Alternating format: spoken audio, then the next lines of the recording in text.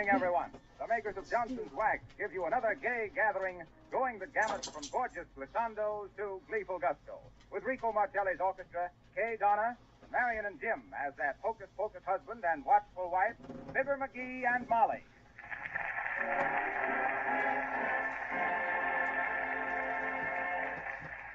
Martelli and his men give us what might be the Glow Coat song from Linoleum. You do something to me. Pour it on, Rico.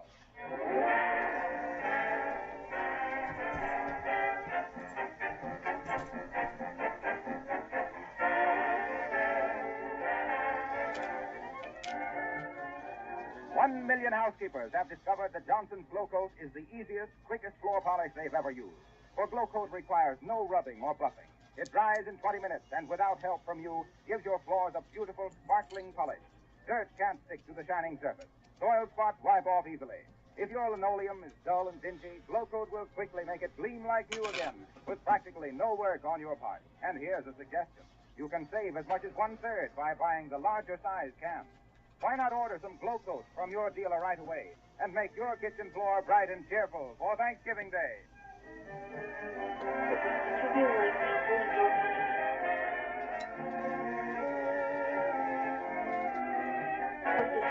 Henry Allen Charles King Lincoln Edwards, Richard J. John Allen Charles Edwards, February 4, 2004, 04, Virginia.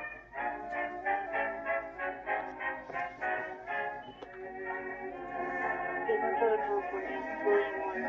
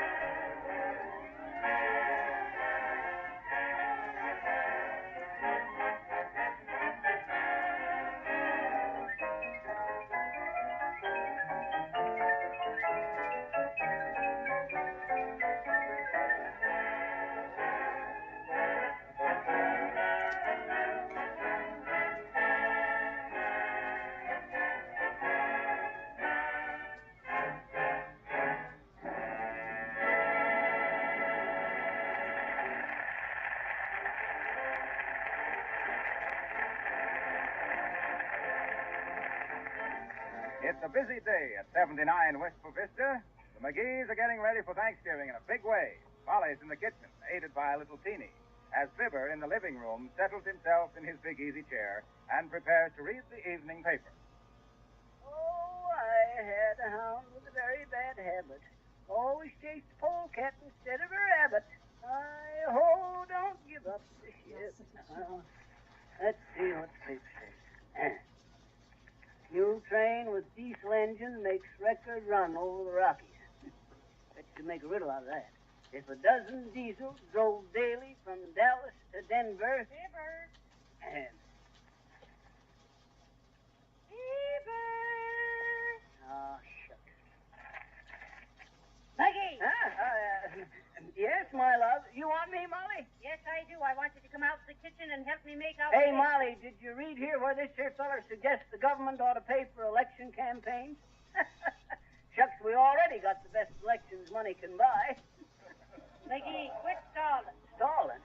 Why, Molly, you don't mean that, Molly. Just because the feller... On your feet, Maggie. Okay. I was just going to come out to see if I could give you a hand on anything. What you want? I'm making up my list for Thanksgiving stuff whilst my fruitcake is baking. And I want you to write them down as I call them off. Okay.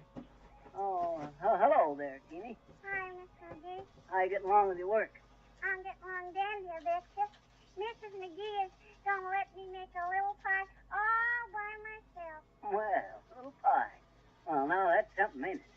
What kind of a pie? Minskin? Hmm? I says you're going to make a minskin pie? Minskin pie, and what might that be, McGee? Mean to say you never heard of a minskin pie, Molly? Half mince and half pumpkin? Why, shucks. When I was camp cook at Camp Custer... You made custard pies, I betcha. I was going to say, when I was camp cook, I always made mincemeat pies for Thanksgiving. You see, I'd take a can of pumpkin and a pint of mincemeat. Right. Now then, we've got plenty of raisins, plenty of popcorn. Or is that plenty of popcorn in the box, McGee? I don't know. Let's see. Don't sound like enough to me, Molly. Me either, I betcha. Oh, dear. Well, we'll have to get some more then. I wonder if 6 pies will be enough. How many you expecting for dinner Thanksgiving, Molly? I'll figure it out for you. 12. And how can you figure? By algebra, Molly. You divide 12 people by 3, 1, 4, 1, 6. What's 3, 1, 4, 1, 6? Why, that's pi. You get it, Molly? I said you divide... Ain't funny, McGee. Okay. Keep out of that cider. Shucks, can't a feller taste it once? Once. Once, is it? How many times has he tasted that cider, Stevie? He tasted one bottle all up, I betcha. Who, me? Why, shucks, Say, what is that smells so good? That's me fruitcake, McGee. It's... No, don't be opening the oven door. Me cake will fall. Oh, shucks, it won't nother. I'd have caught it. You sure would have caught it. From me. Now then, what else do we want? A lot of vegetables, some donuts, walnuts. Are you writing them down, McGee? Nope, I can remember them. Donuts, walnuts, this popcorn. Take this box, Molly. Hey, I never heard of this kind of popcorn. Torpedo brand popcorn. A kick in every kernel. Where'd you get that, Molly? I bought it from a peddler. He said it was real good. Never heard of it. Here, don't set it on the hot stove. Don't worry about that stuff popping. They ain't a pop into a package, Molly. And I ought to know, too. Why, Mr. McGee? Why, shucks, Teeny. On account of because I used to be the biggest popcorn producer at Packers Point. Why, my popcorn used to pop so loud, I sold more of it on the 4th of July than I did all the rest of the year. Why, when a purchaser picked a package of Packers Point popcorn, he got... A box of nutmeg. No, sir, he got... Oh, I get it. You want me to write down the box of nutmeg? McGee, we've got to go out and do some shopping. Now, is the car running? You betcha. Runs like a watch. And why not? You bought it on time.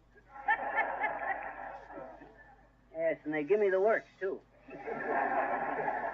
What else we need, Molly? Well, let's see now. We've no turnips, no carrots, no onions, no cranberries. No rubbing, no buffing. Be quiet, McGee. I'm trying to concentrate. Okay. McGee, let the cider alone. I thought you was trying to concentrate. I was just fixing the cork in tight, Molly. Sure, I suppose you was going to pound it in with the drinking glass. Hey, Mrs. McGee, if you go out for a ride shopping, can I go with you? Please, can I? May I, Teeny? Oh, you're going anyway, I betcha.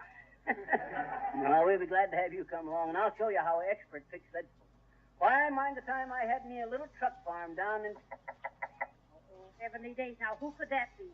How does me hair look? It's okay. You look dandy, I betcha. I'll go see who it is, Molly. Probably one of the neighbors wants my advice on the house. Oh, hello there, Geraldine. What's on your mind? Hello, Mr. McGee and Mrs. McGee and Teeny. I just ran over to buy a couple of eggs to get and spare them. Oh, yeah. Gerald always calls them prairie oysters. He says they're only good to eat in the months that have Wednesday in them. Wednesday? Isn't that ridiculous? I mean, isn't it really? Well, I guess we can let you have an egg or two, Geraldine, but why... Oh, I know. You're wondering why our chickens don't give us some eggs. Yeah. Well, Dad says he doesn't know either. He says they're union hens and he doesn't know whether they're laying off or off laying. Oh, Gerald says the cutest thing. Yeah, he does. I mean, he actually does. I told him I needed some rutabagas, and what do you think he said? Rutabagas? He said he'd go to the football game Saturday and bag us some rutas. Bag us some rutas. Isn't that just too disconcerting? Yeah. I mean, is it really? Well, thanks for the egg. Oh, that's all right, Geraldine. If you need any oats or hay Oh, or... no, we don't need another thing. Thank you ever so much. Gerald says he doesn't understand how I get along so well. Yeah, neither do I. I just made one mistake last week. Oh. I was making some cookies and I used cold cream for sharpening. Cold cream, can you imagine? Gerald says I must have been making ice box cookies. Hot stuff.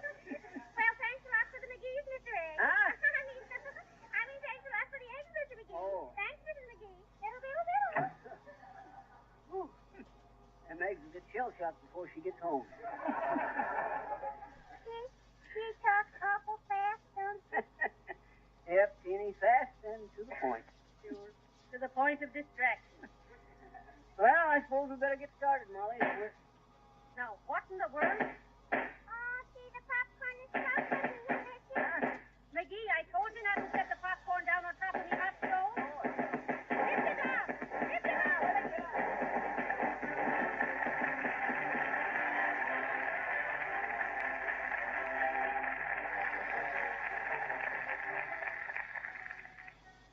Miss Kay Donna, that's their sweet little singer on this here program, gives us them their eyes. Kay Donna.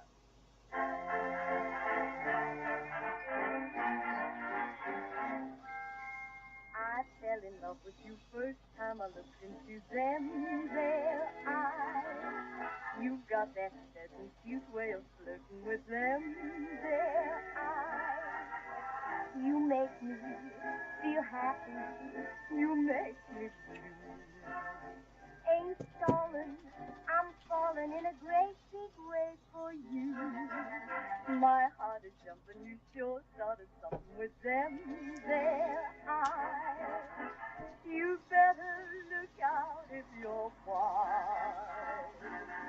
They sparkle, they bubble, they're going to get you in a whole lot of trouble. There's no use shirking them, there's danger lurking in them their eyes.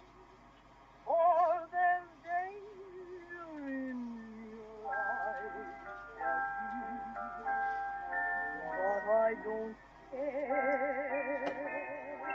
I'd give up paradise, Chevy, your love to share.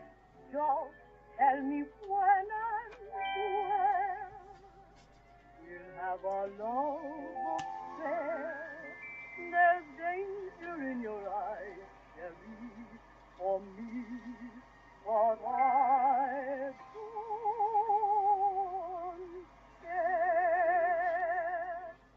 Oh, I fell love first time to see them their eyes. You got that certain way of flirting. Them their eyes. You make me feel happy. Oh, baby, you make me blue. Ain't stalling, I'm falling in a great way for you. My heart is jumping, you sure started something with them their eyes. You better look out if you're wise. They sparkle and bubble.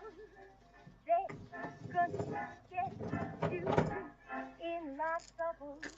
Them their eyes. Them their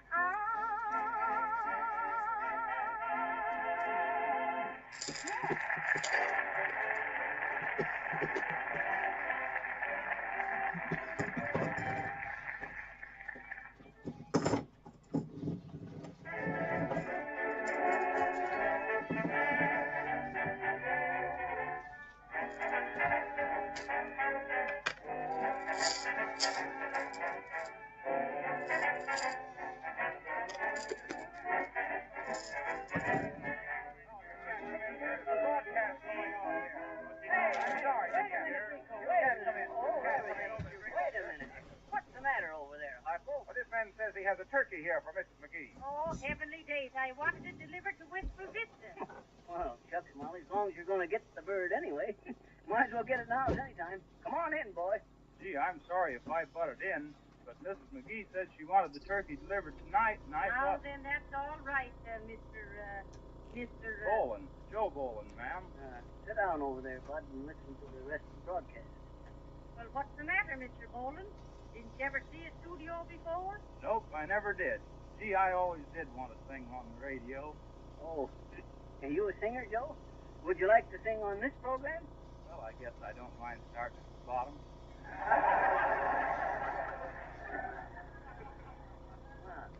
Where'd you study? Bass Lake, Indiana. Oh, a bass singer. Done a lot of hog calling in my time.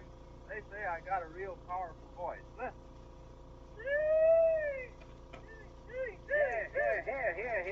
Here. Chop that suey, bud. I'll tell you what, Marcelli started to play something anyway, so you just join in and sing the chorus. There's a slight charge for the use of the microphone. McGee. But, go ahead, Marshal. Stand by.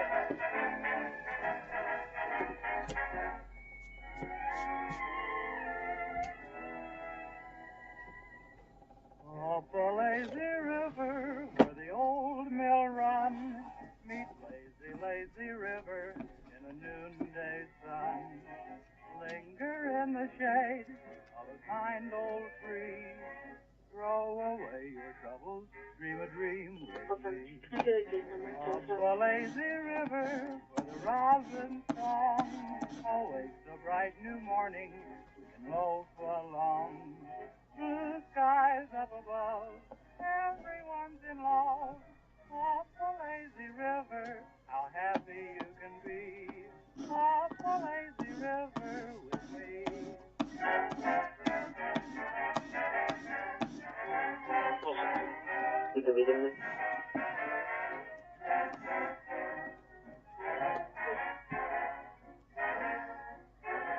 The stop was 2105, and your case number is going to be 2045, 2045.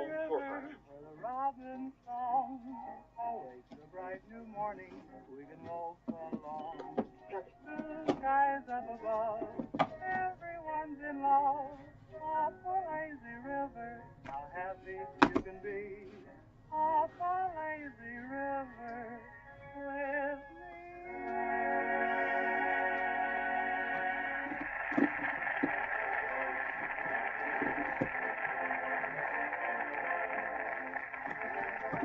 That was Joe Boland, overalls and all.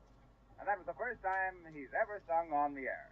And now, with the wink of an eye and the tongue in the cheek, we switch the scene to where Fibber and Molly and Teeny are riding along a country road, looking for a vegetable stand.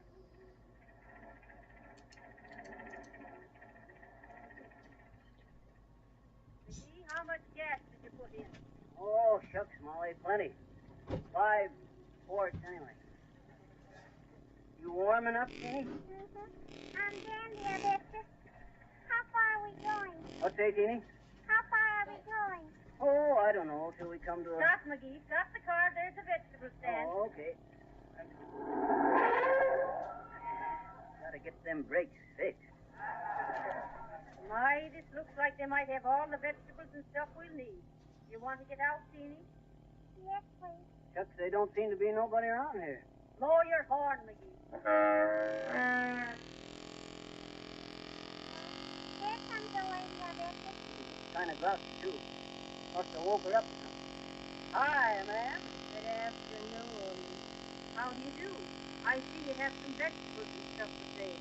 Yes, we have it for sale, but I'm sure I don't know why, because nobody ever seems to stop and want any. But if you're sure you want something, I'll do what I can, but it probably won't be much. How about some turnips, ma'am? Got any turnips? Yes, I got some turnips, but I don't know if you'll want 'em after you see 'em, because the turnips we got this year ain't done so good. But after all, what I say is a turnip's a turnip, and you can't make a bartlett pear out of it. Step around to the barn, please. Sure, ma'am. Lead the way. Better come around this way. The other side of the yard's kind of tore up. We tore it up because we thought we was going to plant some plum trees, but we... Real optimistic. Why did she talk like that, Mr. McGee? She probably shouted herself hoarse when Grover Cleveland was elected and never got over it. Whoa! Whoa! Whoa!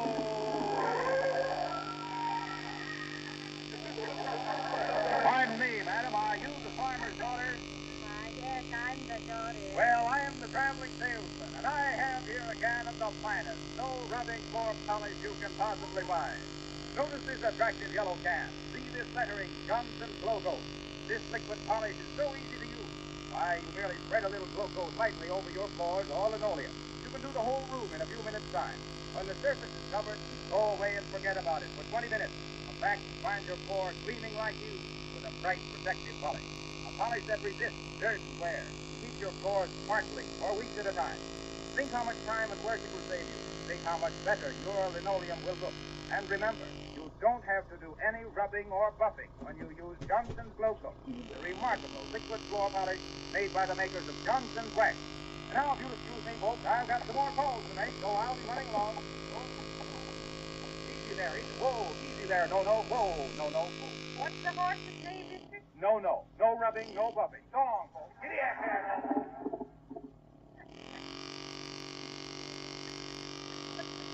Real nice farm you got here, too, man. Yes, but it ain't what it was for the chinch bugs and the wheat rust and the corn borers got it. What kind of vegetables you say you wanted? Oh, some turnips and some carrots and some squash and maybe a pumpkin or two. Look at the chicken. That's the Plymouth Rock hen, Jeannie. You can always tell Plymouth Rock on account of because they always eat some gravel. That's pheasant. That's the pheasant. So just look over the vegetables if you want and pick out what you need. And if you don't see what you want, never mind, because you probably ain't got none anyway. All right, well, now let's see the turnips. It kind of reminds me of the farm I used to have, man. And I thought you'd like to hear about it. My farm was the biggest one in the state. 20 round miles. You mean 20 square miles? Oh, round miles. We figured in round miles on account of the crop rotation. That there harness on the wall there reminded me. I had me a team of horses once. Used them to haul gunpowder for the government. Never forget one time I was jogging along in a light buckboard loaded down with gunpowder when I lit my pipe and tossed the match behind me, right into the gunpowder. Well, I hope your horses was better than the poor brutes we got. They're so lazy, we have to lay 'em down on the ground to chew 'em. What was you saying about the harness? Oh, nothing. That just reminded me of the gunpowder and me tossing a lighted match. I mean, it's interesting what happened there. No, I guess not. Hi there, Mr. McGee. What happened? Shucks, plenty. Burned half the gunpowder up before I could stomp her out. Ain't funny, McGee. Well, how you coming, Molly? All right. Oh, I guess they're all right, only we don't eat so much. We eat what we can, and what we can't eat, we can. What's your name, little girl?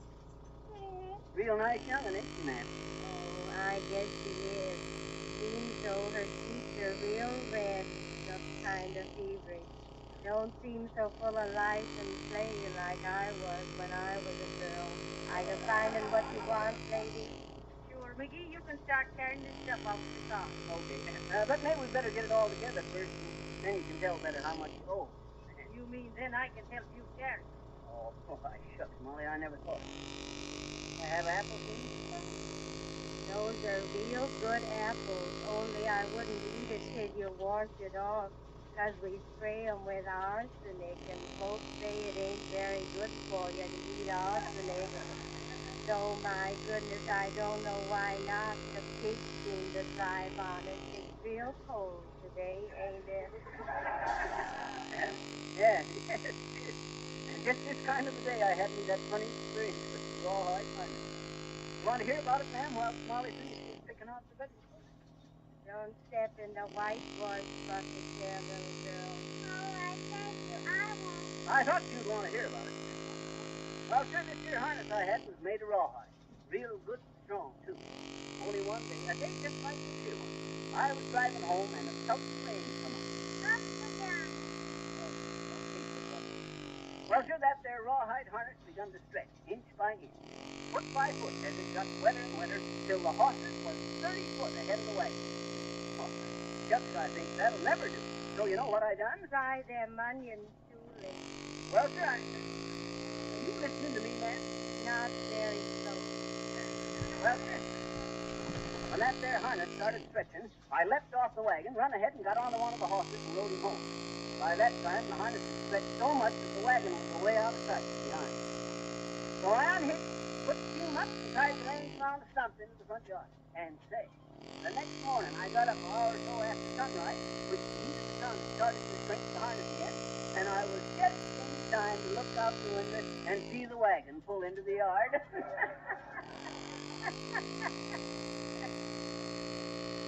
the sun had right around and took up the slack in the harness. What do you think of that? Somebody ought to be more careful than throwing a match in a wagon load of gunpowder. Yes. Say, what? Oh,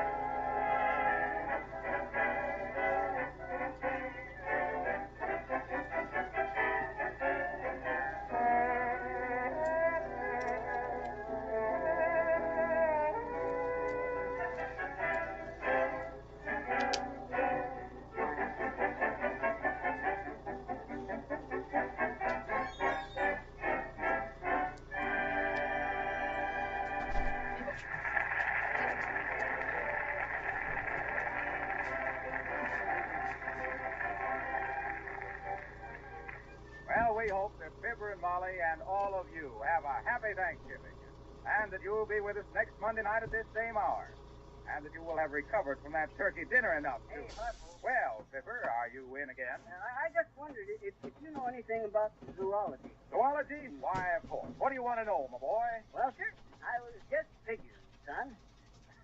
Thursday is Thanksgiving, and everybody wants a drumstick, and they being only 2 drumsticks to a bird, if the turkey could be crossed successful with the centipede, why, they'd make it... That's here. Oh, well, you be thinking about that, Harpo. Well, that was a swell theory of Fibber's, but we don't think he has a leg to stand on, scientifically. Anyway, come back with us next Monday night at this same hour, when we'll join Fibber, McGee, and Molly as they conduct a sidewalk broadcast and interview passers-by on important questions. Until then, may we remind you that just as the best housekeepers use Johnson's wax and Johnson's Glow Coat to keep their houses clean and shining, so the most particular car owners keep their cars sparkling with Johnson's Auto Wax and Cleaner. This is Groucho Wilcox, one of the Floor Wax Brothers. Good night.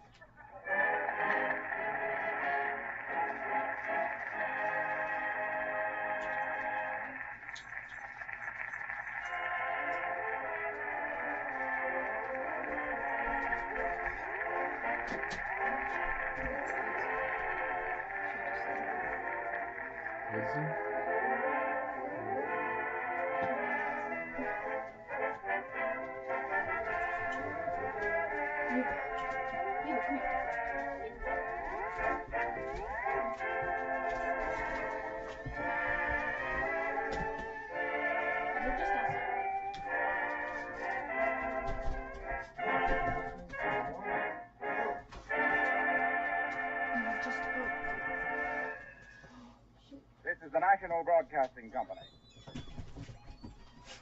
Good evening, everyone. You're now listening to WLS, the voice of Prairie Farmer Chicago.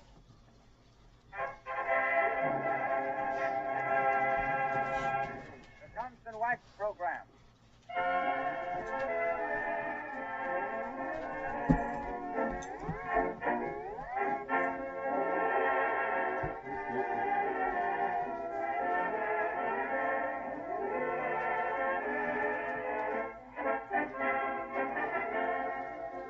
Good evening, everyone.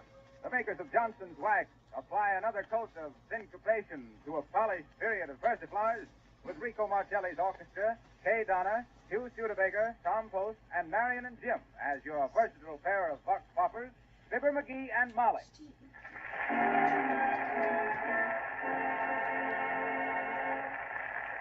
Tonight, Fibber and Molly are playing a return engagement for the Wistful Vista radio station, and they're taking a microphone down on the street to interview the passers-by. Go ahead, McGee. Okay. Greetings, friends of the ether waves. This is... Hey, what is this? Who's making that noise? Oh, it's Marcelli and his silver cornet band parading to the bandstand. They would have to parade when we're popping. We'll go on anyway, McGee. Okay. Greetings, friends of the ether waves. Oh, you said that before. This is Fibber McGee and Molly, here on the corner of 14th and Oak Street, to interview our citizens. We are here tonight, my... Oh, dadgrat it, let's listen to the dadgrat it band.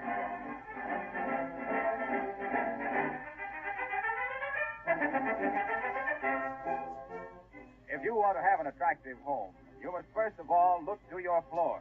And please keep in mind that Johnson's Glow Coat will give your floors and linoleum a beautiful gleaming polish in a few minutes' time without any work of rubbing or buffing. There's no finer floor polish made than this easy to use, no rubbing polish, Johnson's Glow Coat.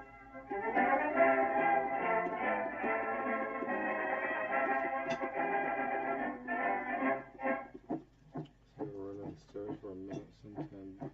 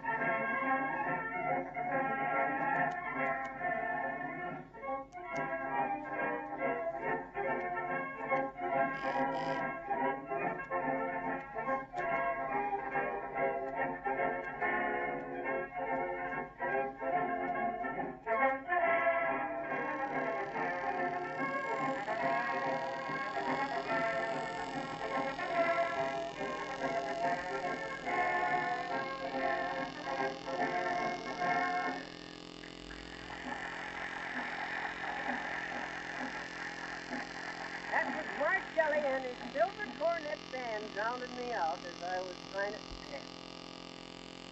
Who's that ringing that bell? Oh, it's just the Santa Claus on the corner there, McGee. Oh, he's going to be a big help. Oh, forget it, McGee. Oh, look, here comes Silly Watson. He'll answer some questions. Oh, Silly! Hey, Sil, come on over here, Mike. How do it, McGee? How do it, McGee? What y'all doing that thing? There's a microphone, Silly. What y'all doing that little microphone that thing? We're interviewing folks, Silly, and you're the first. Don't mind answering a few questions, do you, Sil? About what? Greetings, friends of the ether waves. Here we are with the portable microphone down here on the busy intersection of 14th and Oak Street here in Wistful Vista. I'll hold the microphone so you can hear the roar of traffic. Listen.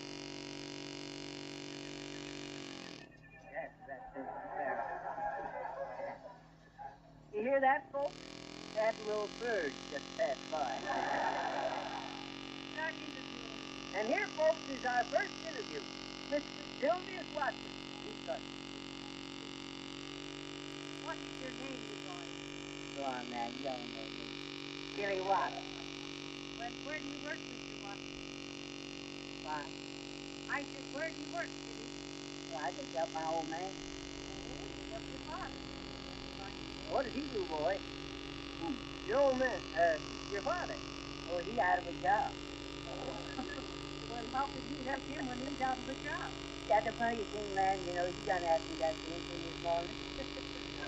If y'all don't mind, I gotta take this package over to the city hall. Oh, now, don't be in a hurry. Maybe we got started yet, but what's some of them questions?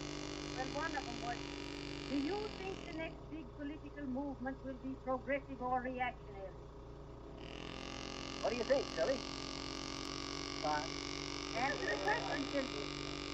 Yes, man, but I don't hardly remember it, man. Do you think the next big political movement will be progressive or reactionary? Yes, I should say so. If y'all don't mind, I gotta take this package over to City Hall. Now, don't be in a hurry. Heavenly days, there's millions of folks wanting to hear your answer. Now, what did you have for Thanksgiving? Chicken or turkey? Why, which did you have for Thanksgiving, Phil? Chicken or turkey? Answer the question, why don't You say there's thousands of people around here listening to what I got to say about that? Sure. Y'all mean to want to know if I had chicken or turkey in my house? You betcha. What's the answer? There ain't no answer, boys. I talked too much one time before, and I got 90 days. No, so we ate hot dogs. Well, friends, that's it. Pipe down over there, Sandy Claus. Oh, let it go, McGee. Listen, Sidney, one thing we're trying to do is to show the radio audience the interesting things that folks do in the business world. Now, man. So just what are you doing now? Why? Where are you going with the package, you boy? I'm taking it over to the mayor's office, please, man. The mayor's office. You hear that, friends? It just goes to show how every one of us can do his bit for our fair city and be a useful citizen. It also shows how our honorable mayor is too busy doing your work and my work to be running trifling errands. Well, this ain't no traffic area, huh? Oh, is it important to you? That's my just say so. The mayor can't see nobody at all like it back with his here little old package, ma'am. No? Oh, and why not? It's his pants, ma'am. I just took him over to be dresses off. I better be going. Oh, hold it a minute, McGee. Here comes the officer on the corner. Kind of a dirty look, too, man. We ain't obstructing traffic or nothing, are we? Oh, we're not. And one white crack out of that big flat foot, and I... Oh, no, you won't, Molly. I'll handle him. Let him get smart with me, and I'll lay him so flat onto his back that he'll... Oh, come up there. Nice day, ain't it? Well, I don't think it is, no. Well, nothing. Officer, Well, what do you want? we're interviewing representative citizens, and we thought it'd be a fine thing if an officer of the law would answer a few questions. Oh, you thought so, did you? Well, it's my privilege to be asking questions myself and not answering. I ain't been doing my duty directing traffic all morning in the cold just to be jabbered at by a couple of cranks. If there was a stroke of sense in the department, which there never was and never will be, I wouldn't be forced to listen to a Well, lot you're doing fine, officer. The whole town's listening to you on the radio. on the radio, you mean? This is Officer Slattery speaking. Showing you what it would be like if every man in the department wasn't on the job every minute of the day, a light and all to the citizens. And now, ma'am, now that we've had our little joke, would you be like to answer me some questions? Would you like to answer one? Sure, I would that. Anything to help out. Go ahead. Well, sir, I just got one question to ask you, bud. Sure, and I'll be answering it to the best of my ability, sir. Okay. Do you think you'll ever amount to anything? What's that?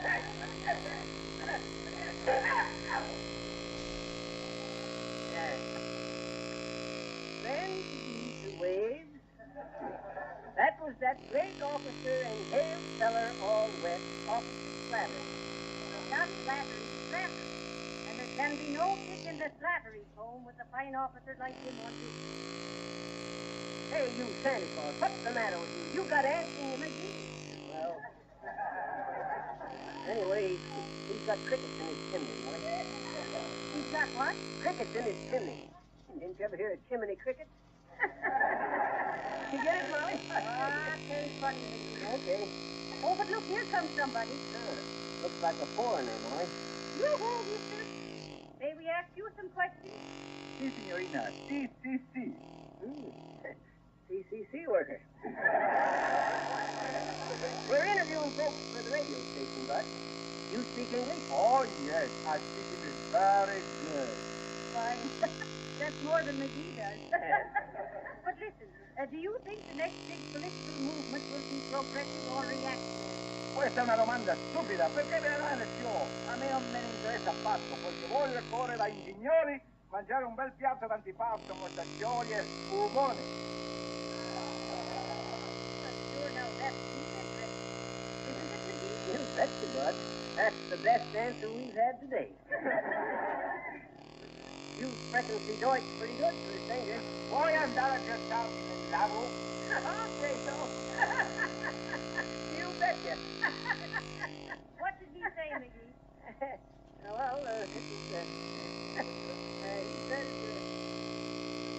say, I wonder if anybody in the crowd here can give us a real good translation. Oh, George, you bet. I'm making a first-class translation. Okay. Fine. Tell us what the man said, will you please? George, I tell you very quick. He said that there's an easier, better way to keep your floors and linoleum sparkling and glistening. Just try using Johnson's Glow Coat, the remarkable, no-rubbing liquid polish that quickly dries to a beautiful luster while you're taking it easy. There's no rubbing or buffing when you use Glow Coat. No more soiled, dingy-looking floors. No more worry about children tracking in dirt. You'll get lots of compliments on your lovely shining floors once you try this easy-to-use floor polish, Glow Coat, made by the makers of Johnson's Wax. Hey, listen, Doctor, we didn't ask you. That's right. You haven't asked me if you save money by buying Johnson's Glow Coat in the large size can. Yes, sir, you do. You save up to 1/3. Well, I'll be seeing you both. Go on. Can you read that, Molly? That's on the radio now. Better get back to your broadcast. Hey, we ain't into keep no gals under this thing. Pardon me, ma'am. Oh, hello. What's the matter? Hi there, Sue. Evening, ma'am. We're the inquiring reporters for the Western Radio. Yes. Mind if we ask you some questions, ma'am? Oh, not at all. I got plenty of time to get to my news press. Oh, you're a musician. Used to play the kazoo, like myself, Betty. Kid Kazoo, they called me. Kid Kazoo, the concert king of Kalamazoo. I always... Mickey, who's being interviewed? Her or you? Well, I just thought I'd mention it. I used to play the zither, too, ma'am, till the neighbors... Till the neighbors went crazy. Except I didn't drive them crazy. But I was instrumental. You get it, too? Thanks, buddy. Okay. What's your name, ma'am? Kay Donner. And what do you play? Oh, I don't play any instrument. I sing. Well, now, isn't that fine? And where have you sung? Oh, I've sung on the concert stage. The Opera, the Orpheus Circuit, the Cosmopolitan Opera, with the Peoria Symphony, the San Lupo Operetta Company, and a few years in the Imperial Russian Theater. Well, shucks, sis. Just you don't get discouraged. You'll get someplace yet. Will you sing for us, Miss Donna? Certainly. What would you like to sing? How about soon? Okay, Toots. We'll get the boys in the bandstand over there to play for us. Hey, Marshmallow. Yes? Play soon, right away.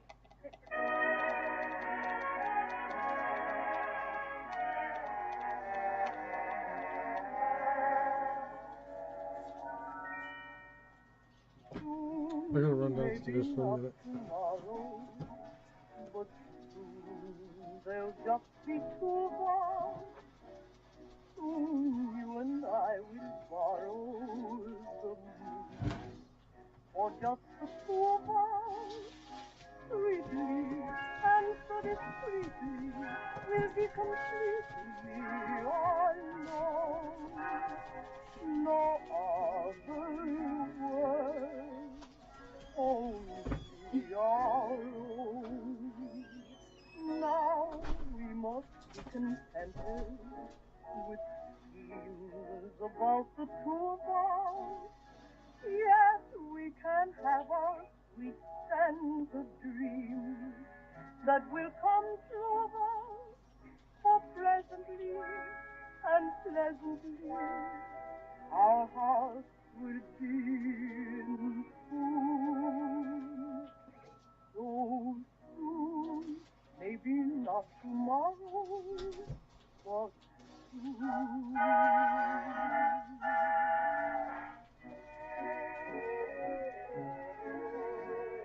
Soon there'll just be two of us. We'll take the moon for just the two of us. Sweetly and so discreetly we'll be completely alone. Not a word, only our own. Now we must be contented with peace about the true love. Yet we can't have our sweet scented dreams that will come true for presently and pleasantly. Our hearts will be in tune. So soon, maybe not tomorrow.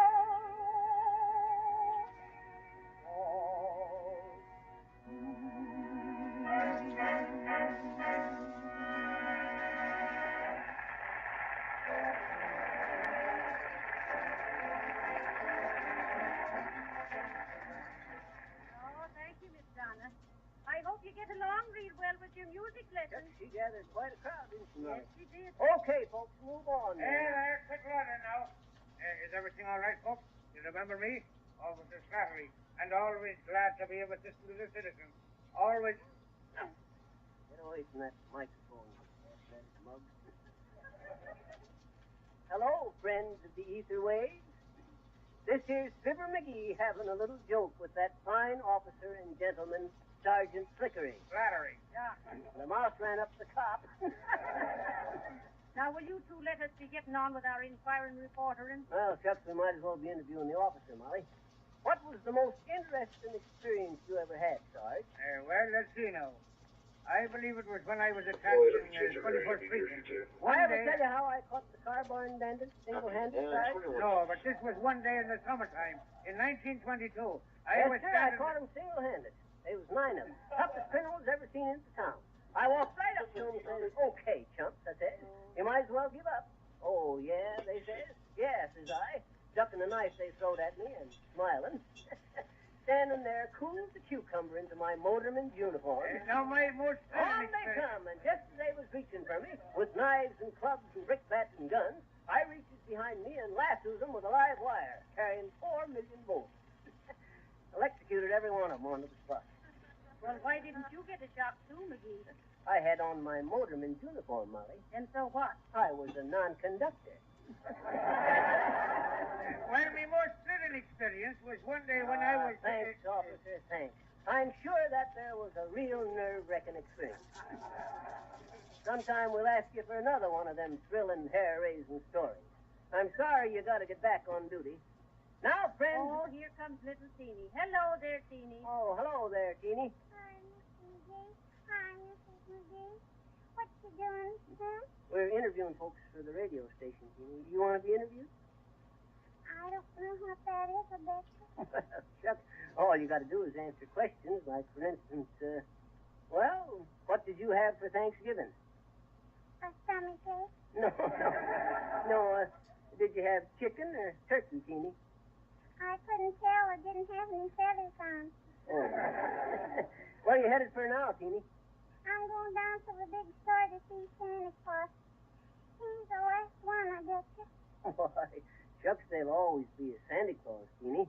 Now, what makes you think the Santa Claus you see is the last one? Well, gee, I saw all the other ones, I bet you. Oh. I saw the Santa Claus at Wagner's store, and the Santa Claus at Jones's store, and the Santa Claus at the furniture store, and now I'm going to see the Santa Claus at the department store, I bet you. Oh.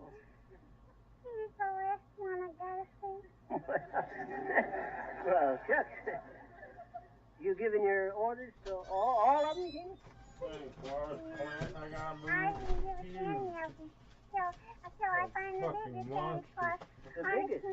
On account of, I bet you, if he's the biggest, he can carry the most stuff, I bet you. Oh, I see. Well, I guess I gotta go now, I guess. Bye, Mr. McGee. Goodbye, Bye, Teeny. Mrs. McGee. Shucks, that kid ain't so dumb, Molly. She'll probably go and borrow the Boston Red Sox to hang up Christmas Eve. Oh, for goodness sake, imagine meeting you here. Hello, Mr. McGee. Hello, Mr. McGee. Oh, hello there, Geraldine. Hello, Geraldine. Hey, how'd you like to be interviewed? Interviews for the radio? Yeah. Oh, I just love it. Well. I mean, I really would. Well. I hope you ask me some really intellectual questions. Well, I remember when Gerald Geometry teacher asked him how to square the circle. Square the circle? And Gerald said he wouldn't. No? He'd just get out his kitty car and circle the square. I mean, he really said that. Well, you Isn't it did. just too ducky? Yeah. I mean, isn't it really? but the question we're asking today is, do you think the next big political movement... Politics. Now, there is something I do know about. I mean, I really do. Really. Well, Gerald says what most politicians ought to run for is dear life. Isn't that just too penetrating? Well, I mean, is it really? Yes, but our questions 20 are... questions. I know, 20 questions. We always play that at our house. Oh. I just love to play that. Somebody asked Gerald last night how many lives a cat has, and Gerald said 18 because ours was leading a double life. Isn't that fair, Ivy? I mean, is it really? Well, oh, you simply must meet Gerald. yes, I know, Oh, but... you're just shy. You must let him meet people more, Mr. McGee. I mean, you really must. It's just like Gerald says. Nobody knows who they can do till they try. Well, I must be off. I'll say so. Well, thank you so much for interviewing me. Diddle, diddle, diddle. Phew. Hello, friends of the ether wave. That was... That's Bell, Molly. That, friends of the ether wave... That twist bell ringer. In about 1 minute, I'm going over Now, and pop McGee, that... you'll do nothing of the kind. Oh, here comes Sylvius Watson back again. Oh, Sylvius. Yes, ma'am. You all still talking that old microphone? What say, Sil? I said, y'all still talking that little old microphone? Yes, but we're nearly through for the day, Silly. Let's ask him a few more questions, McGee. Okay. Why does a chicken cross the road, Sil? What? Why does a chicken cross the road? What road? Well, shucks, what difference does it make what road? Yes, but what difference do it make why he go across? He's got you there, McGee. Okay. Listen, Silly. Suppose you were flying an airplane. No, ma'am. No, ma'am, not me. Oh, no. Wait a This minute. here's just a categorical question, Sil. What? I says this here's just a categorical question. Nobody's going to ask you to fly no airplane. Yes, I hope not. Well, now then, if you were flying a plane 10,000 feet up and the wings fell off and you had no parachute, what would you do? Well, Sil, remember, our friends of the ether waves are listening for the answer. What would you do? You better hurry, Silly. Remember, you're falling 16 feet a second. Yes, ma'am, I better... What? I said you'd better hurry. You're falling 16 feet a second. I guess y'all better get out of the way then, ma'am, because here I come and I just can't think of nothing. Well, that was Silly Watson, who... Say there, Dad, how can a feller Now, concentrate for that... heaven's sake, McGee, don't lose your temper. He's doing a good work collecting money for the poor. I know, but shucks, that don't give him no right. Hey there, Sandy Claus! Sandy Claus, come here a mite. Say, listen here, you big, fat, be-whiskered... McGee. Excuse me, but St. Nicholas, would you mind muffling that there bell for a while till we get through broadcasting? What did he say, McGee? Shucks, I can't hear nothing through them whiskers. Take 'em off, Bud. Sure. Take off the beard, Mr. Santa Claus, so we can hear what you say. Well, if it ain't Harpo! Hello, everybody. I've just been standing here on the corner waiting to tell you that now is the time to make your floors beautiful with Johnson's Glow Coat. You know, there'll be a lot of wear and tear on floors during the holiday season. You certainly won't want to spend much time cleaning them when there are so many pleasanter things to do. You'll save yourself hours of work by ordering Johnson's Glow Coat right away. Just pour a little of this liquid polish right onto the clean floor. Spread it lightly over the surface with a soft cloth or the special Glow Coat applier. 20 minutes later, the floor will be dry and shining like new. Dust and dirt can't penetrate the tough Glow Coat polish. Spots wipe off easily. Think of the time and labor you'll be saved. And here's a suggestion. It's very economical to buy Glow Coat in the larger size can. Thank you, friends. Now, here's your mic, Fibber. And here's your beard, Mick. And here's Marcelli, friends of the ether waves. You ready over there?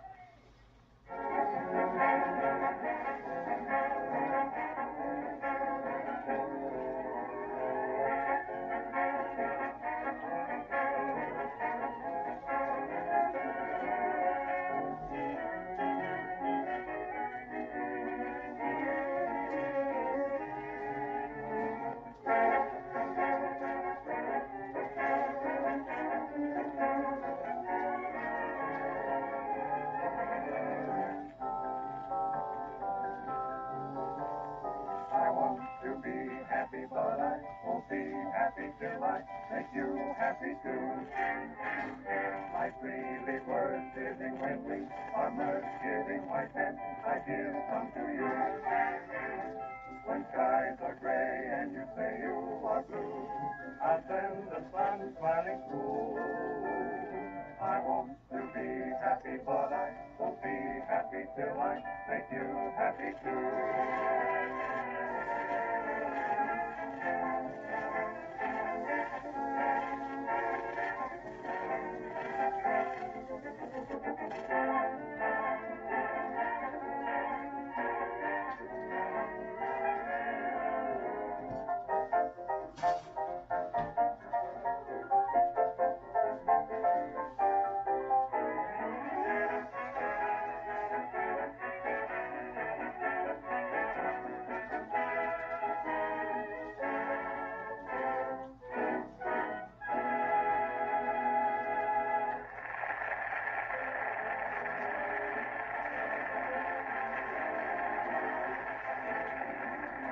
Here is a special announcement of unusual interest.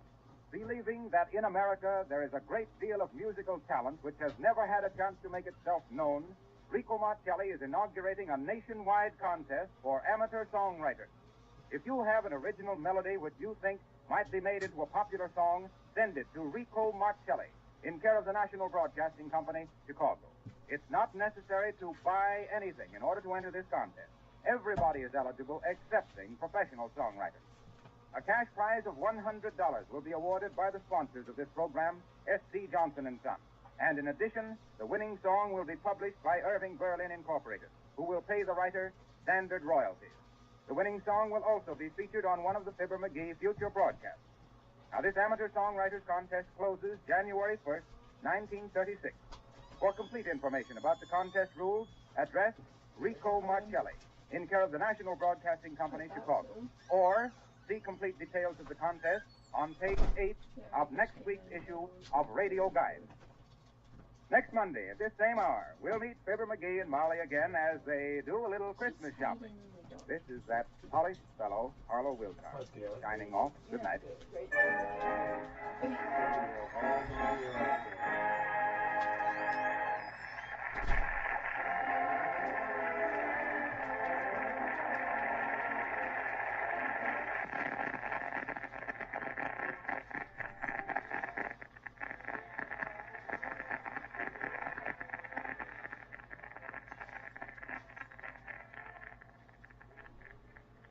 Everyone, you are now listening to WLS, the voice of Prairie Farmer, America's oldest farm paper, Chicago.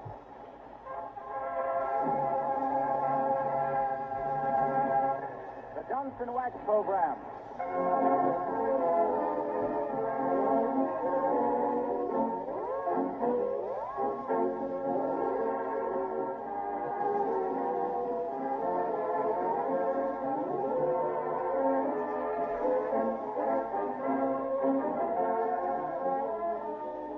Makers of Johnson's Wax deliver a tippy advertisement of department store delirium and delightful ditties with Rico Marcelli's orchestra, Kay Donna, Claire Baum, and that slightly cuckoo couple of confused customers, Fibber McGee and Molly.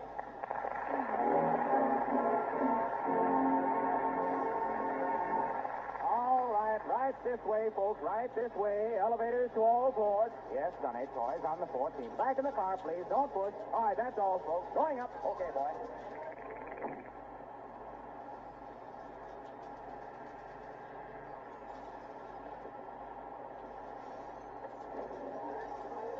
All out here, folks. The 14th floor, Wistful Vista Department Store. Here's where you buy your Johnson Wax, your kitchenware and copper tax, your cigar department, Joe Havana, Marcelli's Orchestra, Kay Donna, Flow Coat, Christmas trees, and holly. Hello there, Fibber. Hi there, Molly. Fountain pens, did I hear you say? And what's Marshmallow going to play? Pens, madam, try the new Nick Lico while the band plays Liza. Take it, Rico.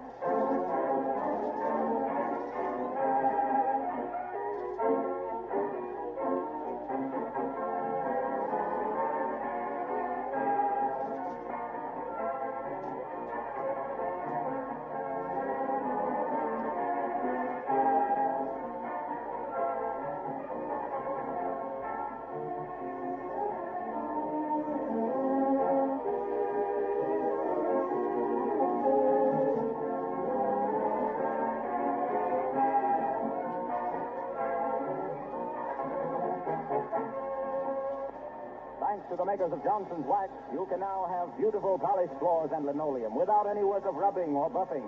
Just try Johnson's Glow Coat, the remarkable liquid floor polish that shines as it dries. Your floors will take on new life and beauty, and your work will be much easier from the day you first use Johnson's Glow Coat.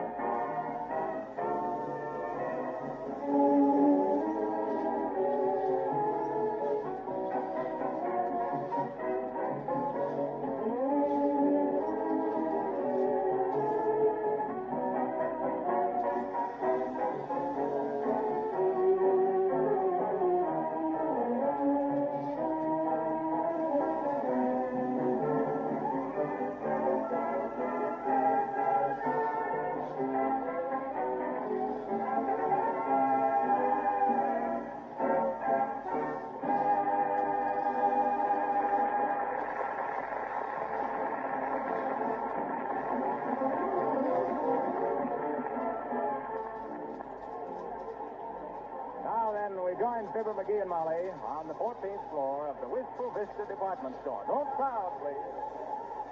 Where do we got to go first, Molly? On account of because I want to go downstairs and look at some golf clubs. You won't see no golf clubs today, McGee. Where's the list? What list? The shopping list, isn't it? That I give you before we left the house. Shucks, is that what that was?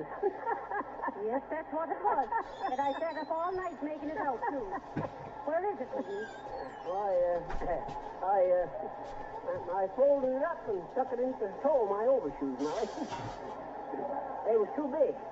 You see, I bought them 2 sizes too big when they had that there sale at the Bonton Bouterie on account of because they was all out of my size. But shucks, I think the sale's a sale, I think. So take off your overshoes and give me that shopping list. I can't do it, Molly. Why? I ain't got 'em on. It wasn't sloppy out, so that is... Heavenly days, what a man. That's what everybody says, Molly. Oh, well, we'll just have to get along the best we can without the list. Now, let's see. I know we was going to get Teeny a doll. Pardon me, can I get by? Well, I'll say so, baby. Any place. McGee, step aside, you're blocking the yard. Oh, okay. Excuse me, ma'am. Don't mention it. Oh, just a minute, ma'am. Can you tell us where the toy department is? Certainly. 3 aisles over to your left. I'm going to buy the little boy a sled. What little boy? Oh, yeah. Hey, come back here. I'll tell you it. My, you're sure quick on the snappy comebacks, McGee. Oh, yes, is he? How do you ever think of him so quick now? Oh, shucks, Molly. What's that noise? That's the wrapping counter, Molly.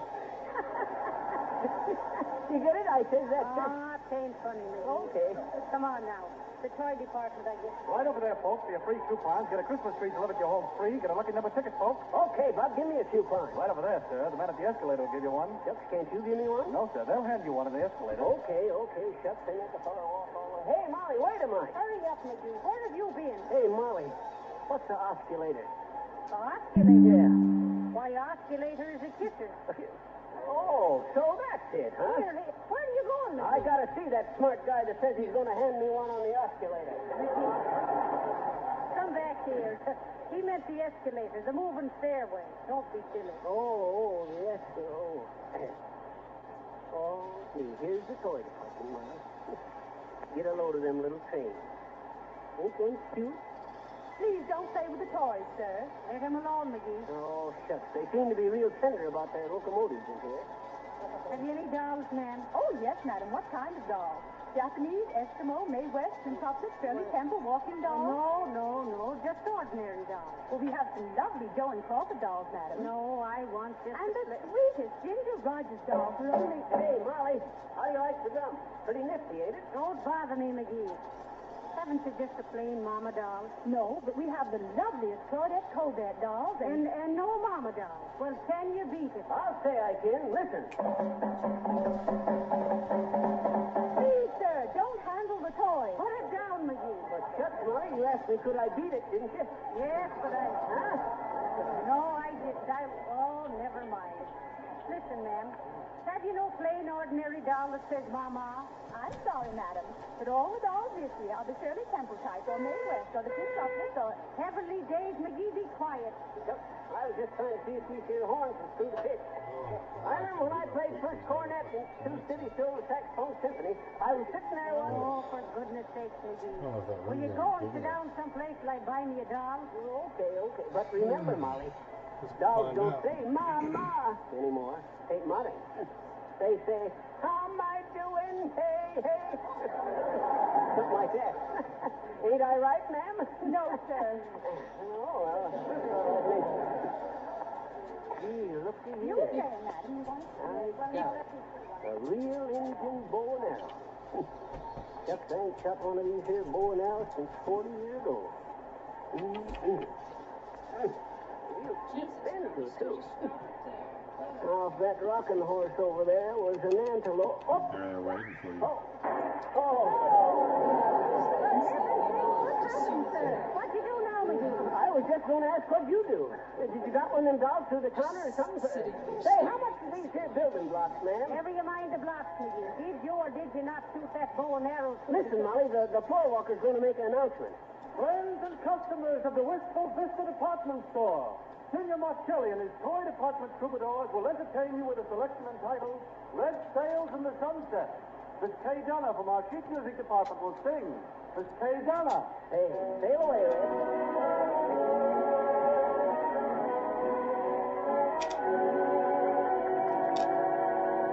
Dead sails. Red sails in the God. Can't wait for them to get rid of this lady. way out on the sea. Oh, carry my loved one home safely to me. He sailed at the dawning. All day I've been blue. Red sails in the sunset. I'm trusting in you. With the wings you must borrow, make straight for the shore.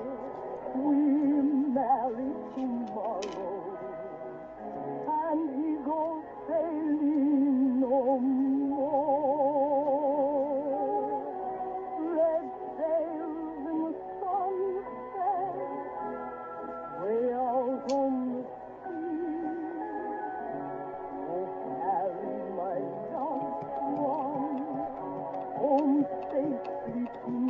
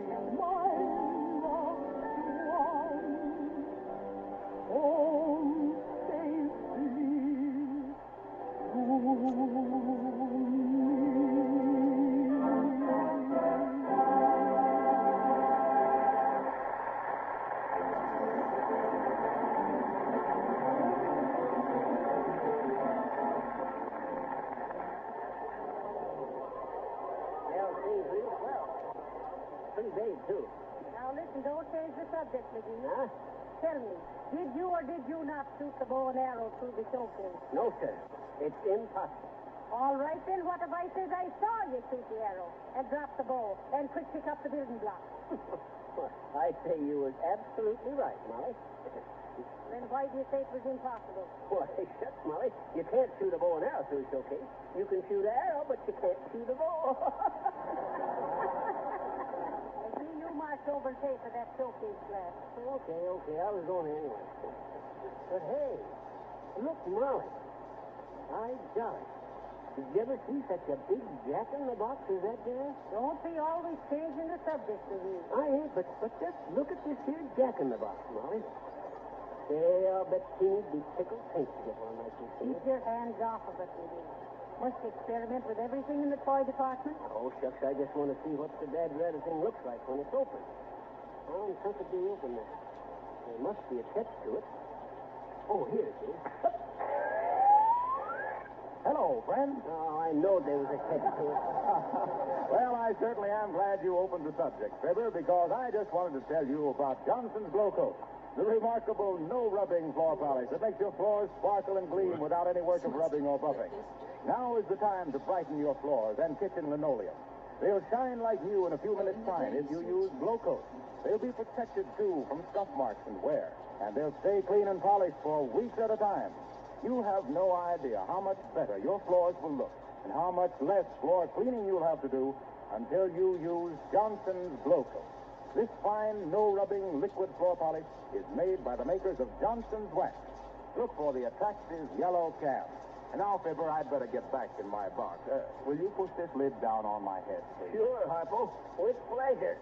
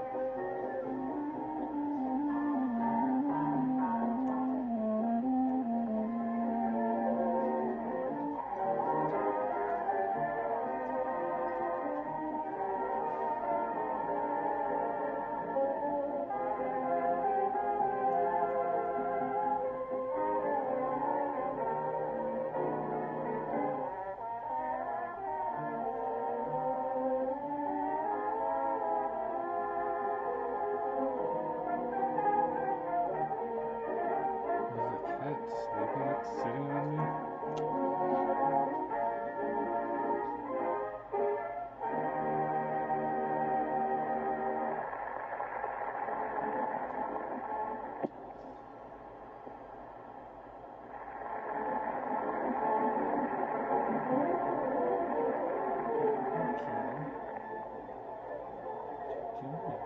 Hey, Molly, let's get out of this dad-ratted crowd.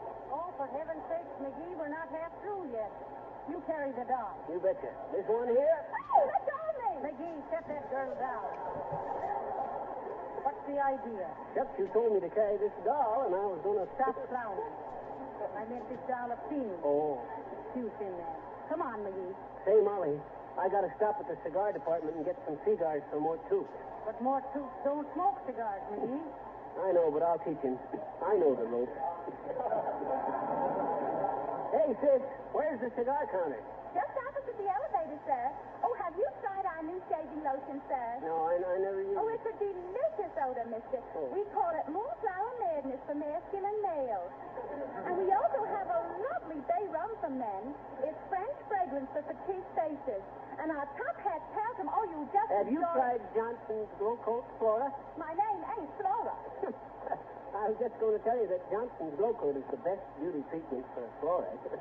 But if your name ain't Flora, we'll just let it go. Quit your chatting and come on. Okay.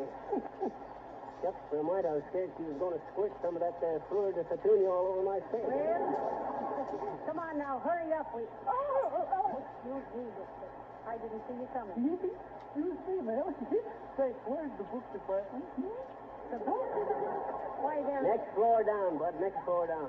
4 rows back and 2 to the right. Oh, say. Don't mention it. Go on, Molly.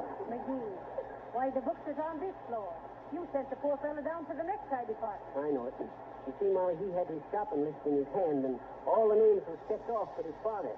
And when I seen his face, I knowed that anybody that had a son looked like that wasn't smart enough to read a book if he did get one. But even the dumbest folks wears neckties. Pretty quick thinking, if I do say so myself, you shouldn't.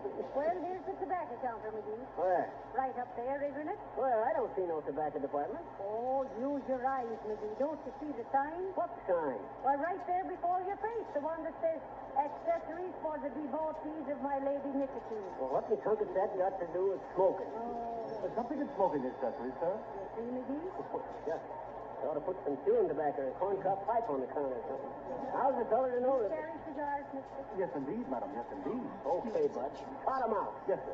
Now, here's a very special import, exclusive with us, a clear Cuban cigar in the new Streamlined Panatella. Only $7.50 a box. Hey, that looks good. How many in a box, son? 200? Oh, no, sir. 10 cigars. 10 cigars for $7.50? Yes. What are they rolled out of, gold leaf? How much did you wish to pay, sir? Why, Chuck, I was looking for tupers. Tupers? Sure, tupers. Super nickel. Oh, I'm afraid, sir, we couldn't accommodate you with an inferior Oh, brand. you better get him someplace else. Hey, listen, bud. Don't tell me nothing about no inferior tobacco. You're talking to old tobacco man. Quit chewing, tobacco man. Now, wait a minute, Molly. Listen, bud. You know what they used to call me? Hamper McGee, they called me. Hamper McGee, the tip-top tornado of the tobacco trade. Why? I had me the finest tobacco plantation in the whole world, down in Costa Rica. Why, shucks. Never used to ship tobacco FOB like they do now. Costa Rica? No, sir. They shipped it AM. In the morning? No, ask McGee. I'll never forget the time I had me my tobacco farm right next to old Purple Bauer's rubber plantation. Want to hear about it, bud? I'm afraid not, sir. I have to... Well, sir, this was way back in 1899. Or was it? No, it was 1902. Or 3. Let's see now. Come to think of it, it was 19... Pretty tobacco pouch you have here, mister. The tan one. Tan. That was it. 1910. Well, sir, I had me the finest, strongest, mellowest tobacco anyplace. And old Burpo Bowers, he had the adjoining plantation full of rubber trees. Well, sir, one day during Hurricane 1911, the fence blew down between the plantations, and some of his rubber plants got into my tobacco, and some of my tobacco got into his rubber plants. I thought my crop was ruined till I tried smoking some of it one day. And then when I see the smoke rings I blew bouncing and hopping across the field, I knowed I had something. I made $2 million in 3 weeks, blowing rubber smoke ring auto tires to the export trade. Well, what did your tobacco do to Bauer's rubber crop? Oh, it ruined his rubber crop into that part of the field. On account of because when they made teething rings out of his rubber, they had the kids spittoons to go with them.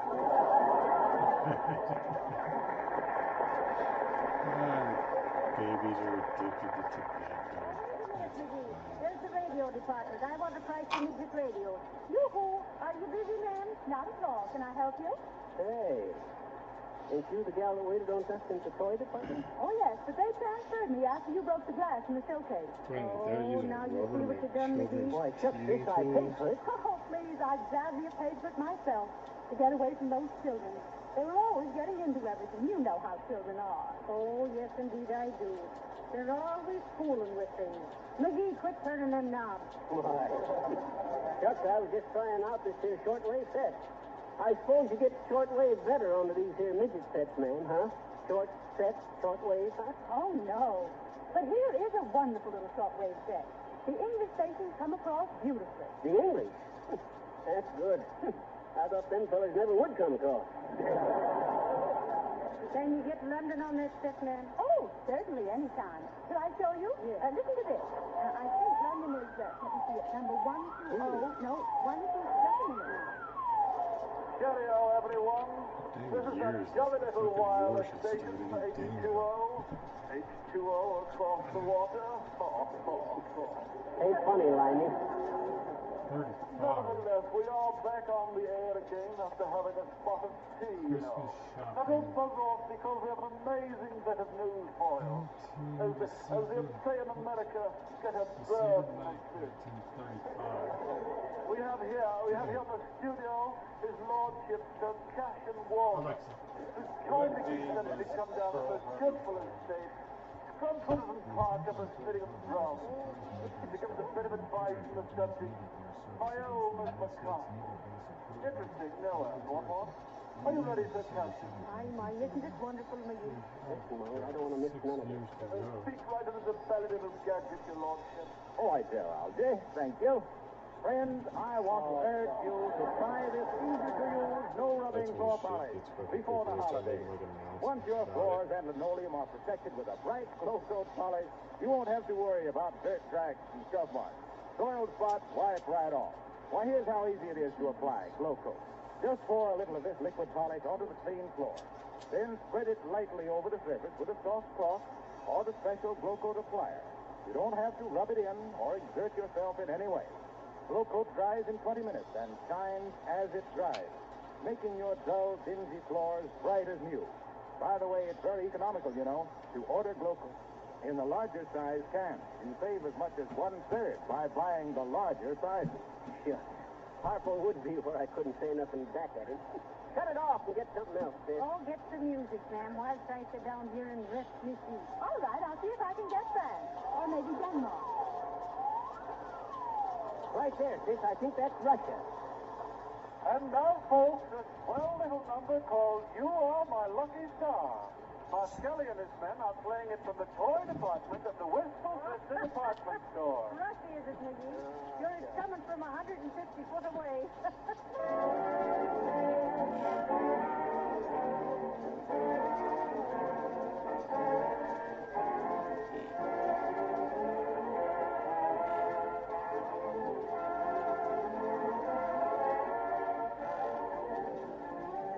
Where are you trying to go? He's trying to go for the window.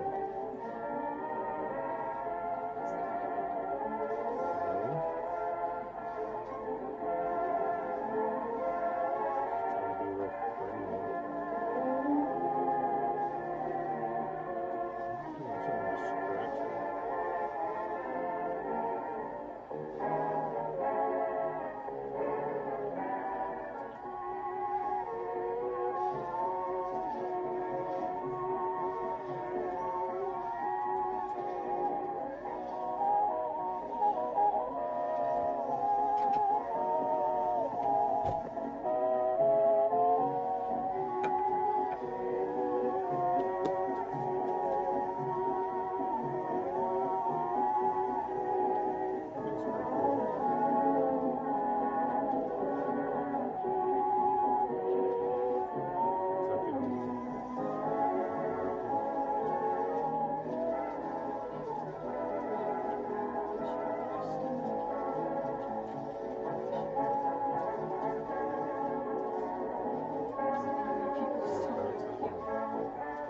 to scratch him.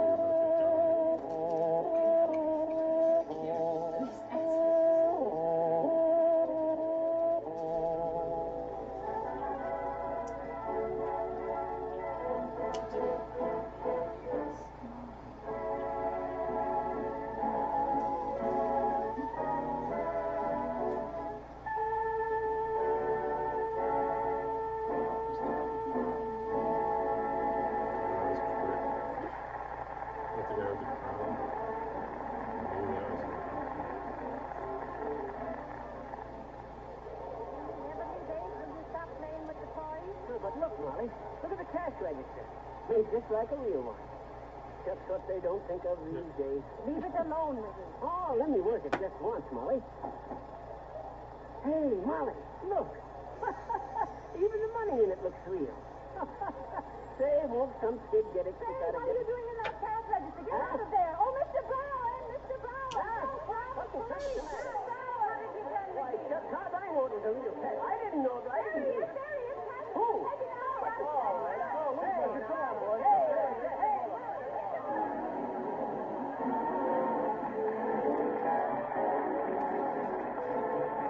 And now, a special announcement about the Amateur Songwriters Contest now being conducted by Rico Marcelli. If you have an original melody which you think might be made into a popular song, send it to Rico Marcelli in care of the National Broadcasting Company, Chicago. It's not necessary to buy anything in order to enter this contest. Everyone is eligible excepting professional songwriters. A cash prize of $100 will be awarded by the sponsors of this program, S.C. Johnson & Son. And in addition, the winning song will be published by Irving Berlin Incorporated, who will pay the writer standard royalties. The winning song will also be featured on one of the Fibber McGee future broadcasts. This Amateur Songwriters Contest closes January 1st, 1936. For complete information about the contest rules, address Rico Marcelli in care of the National Broadcasting Company, Chicago. Or see the current issue of Radio Guide, which gives full details of the contest on page 8.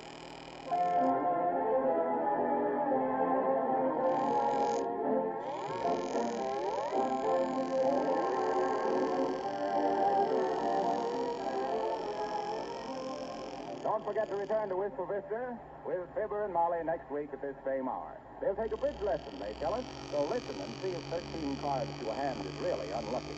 Until then, this is the mayor of Chinatown, John Sing West, alias Harlow Wilcox. Good night.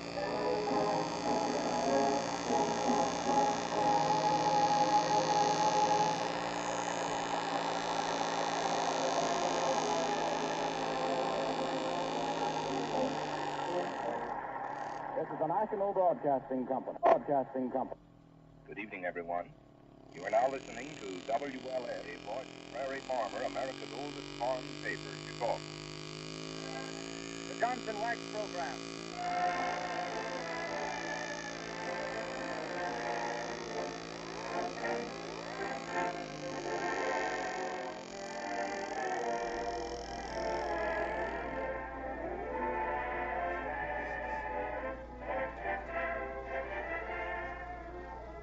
Good evening, everyone. The makers of Johnson's Wax stack the cards against dullness and deal you a gleaming Grand Slam hand with Rico Marcelli's orchestra, Emery Darcy and Kay Donna, Hugh Studebaker, and Marion and Jim as Fibber McGee and Molly.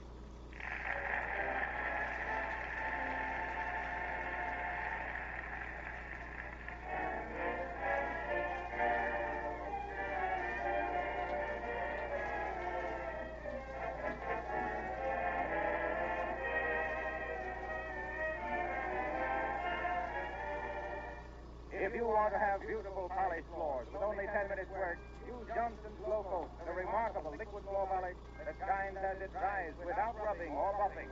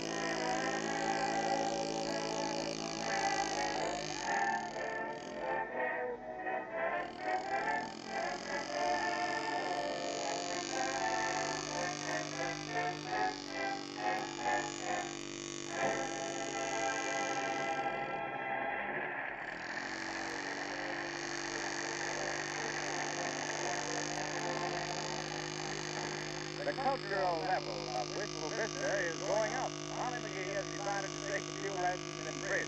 And the instructor is expected momentarily as Fibber and Billy Watson get things ready. Fibber McGee, what are you doing sitting there on your easy chair? Now get that cart moving set up. And you, Billy. Yeah. Get 2 chairs out of the dining room. Hurry now. Yes, I was just going to do that, miss. Who are you going to have play, Molly? Besides the teacher. Well, there's me and you. Me? Yes, you. Me and the teacher Oh, and you. shucks, Molly. I ain't going to sit here like a dead-ratted goofy around and play bridge with a bunch of women. I got me a date to play some pool with more too. Oh, you're not going to play bridge. Nope, I ain't. Oh, you're not. No, wait a minute. Put the piano cool down, Molly. I'll play. Well, now that's better. Where do y'all want to use your chair, Miss McGee? Settle down any place, Billy. But I told you to bring in 2 of them. Yes, and I heard you. I thought I'd better bring one at a time so I'd be sure to bring the right one there. The right one? Yes. The dining room chairs are all alike. Yes, and that's why it's so hard to pick out the right one there.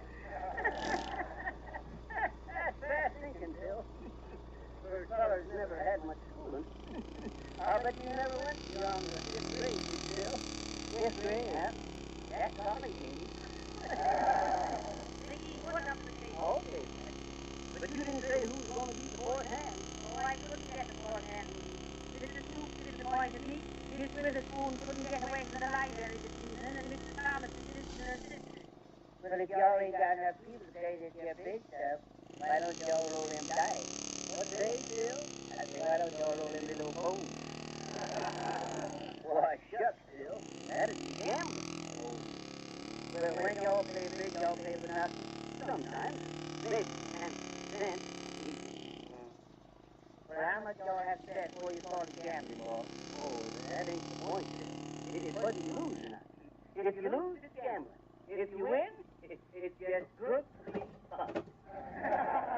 Ain't good? Oh. Say, haven't you 2 got that bridge table up yet? Nope, I ain't quite decided just where.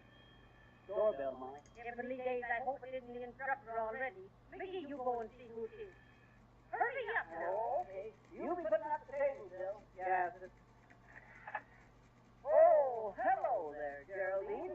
Come on in. I couldn't be any Mr. McGee. Oh, come on in. We were just thinking about you. You see, Molly Oh, has... but you really thinking of me? You betcha. Oh, I must have got fancy. It's lovely, you know. Hello? Down from you and mine is just like a radio station. Oh. They send it with you, but most of them haven't any sponsors. Oh, Down says the cutest thing. I mean, he really does. Yeah, I know, but Molly was going to ask you to play bridge for Oh, her. bridge. Oh, for goodness sake. Yeah. If there's anything I know, it's bridge. I really do. The Down says it's probably because my uncle was shot for having an 18 queen up his sleeve. Oh, Down says they buried him with simple honor. Yes, but I Molly... really do love bridge, but Gal doesn't. Oh. Gal says the only kick he gets out of it is under the table. Yeah, I know, but what should I tell Molly? Oh, well, no, I'm terribly sorry. I mean, I really am, really. I only stopped by to thank Mrs. McGee for loaning me her waffle ice. Oh. Oh, Gal just purchased waffles. I mean, he really does. Well, Molly... Gal says he had just 3 weeks in this world. He asked for 2 pounds of waffles and just a simple marble headstone. Yeah, but Any couldn't... boxes? I mean, you really. Well, Would just... you tell Miss McGee I'm sorry I can't play? Well, Some other time, I hope. Hey, Geraldine! Ah, shucks. Can you beat that? Poor Molly had her heart all set on. Hey, Molly, that was Geraldine. She says she can't Never wait. mind, Mickey. I heard every word of it. Every word? Well, Phil, did you get that card table up yet? Yeah, sir. Well, that's the first thing accomplished today. Yeah, sir, but Miss McGee, please, man, that little old table seems kind of wobbly, man. Go on with you, Phil. Why, shucks, that there table's as solid as... Let's see it. Yeah, sir. There it is, boss. You done it, Jay. I shake like everything, boss. It does look a bit weak, McGee. Billy's right. Yeah, go on with you. Weak. Why, shucks. That there table's built to stand a weight of more than 500 pounds. A man could jump up and down on it. Hey, Phil, how much you weigh? What? How much you weigh? I weigh. How much you say that little old table stand up on the boss? 500 pounds. How much do you weigh? 502, exactly. Oh, for heaven's sake, McGee, what's this? Come on, Phil. Get up onto the table there and show Molly how solid it is. Heavenly days, McGee. Boss, did I have to with you, Phil? Yes. Yeah, yes, boss. Yep, boy, stand up straight. That's it. There. See, Molly? Boy, that table is built like a battleship. Yes, sir, now you're sung. Heavenly days. Now look what you've done. You made Sylvia's foot right down to the top of the table. Shucks, Molly, I thought you said that table would hold 500 pounds. Well, I meant the legs, not that cardboard top on it, Molly. Get that table off your hips, Sylvia. Yes, but how? I can't move, ma'am. I'm stuck. Say, Molly, I got an idea. Oh, you have? Well, listen to me, Fibber Look, McGee. let's leave Phil just where he is in that hole in the table, see? He can stand there, and with 4 people sitting at the table, he can be referee. Come on, Molly. Hey, don't leave me here in the middle, please. Ain't nobody going to help me out in there.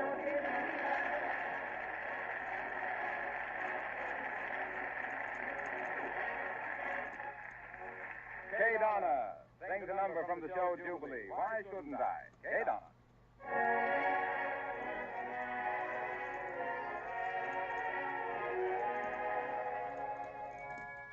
Why shouldn't I take a chance when romance passes by? Why shouldn't I know of love? Why wait around when each age has a stage who has found? But upon this earth, love is all that is really worth thinking of. It must be fun, lots of fun, to be sure when day is done, that the hour is coming when you'll be kissed and then you'll be kissed again. All debutantes say it's good, and every star out in far Hollywood seems to give it a try. So why shouldn't I?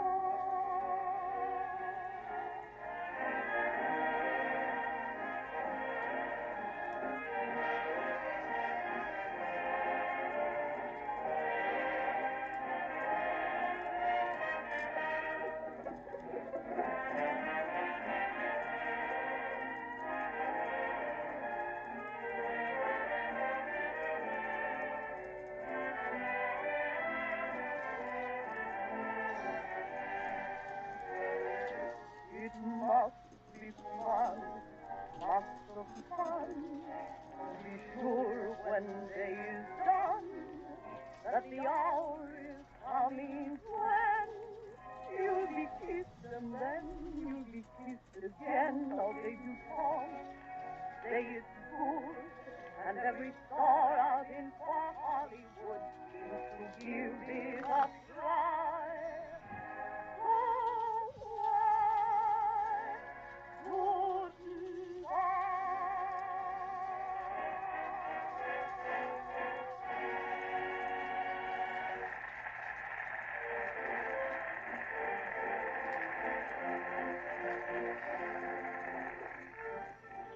I'll bet you that Kay Donna's kind of cute, you know it? I always says if I ever met a gal like that, Molly, I'd tell her just how much I hate you, Molly. I'd say, shucks, baby, I'd say, if you was only like my Molly. Oh, McGee, go on with your blarney. But I love it. Oh, sure, Molly. Now, you just sit there comfortable, dear, and I'll bring your slippers. You'll be glad you stayed home. My slippers are in the closet there, Molly, on the floor. Yes, I found them. What's the matter, Molly? There's somebody's feet in these slippers.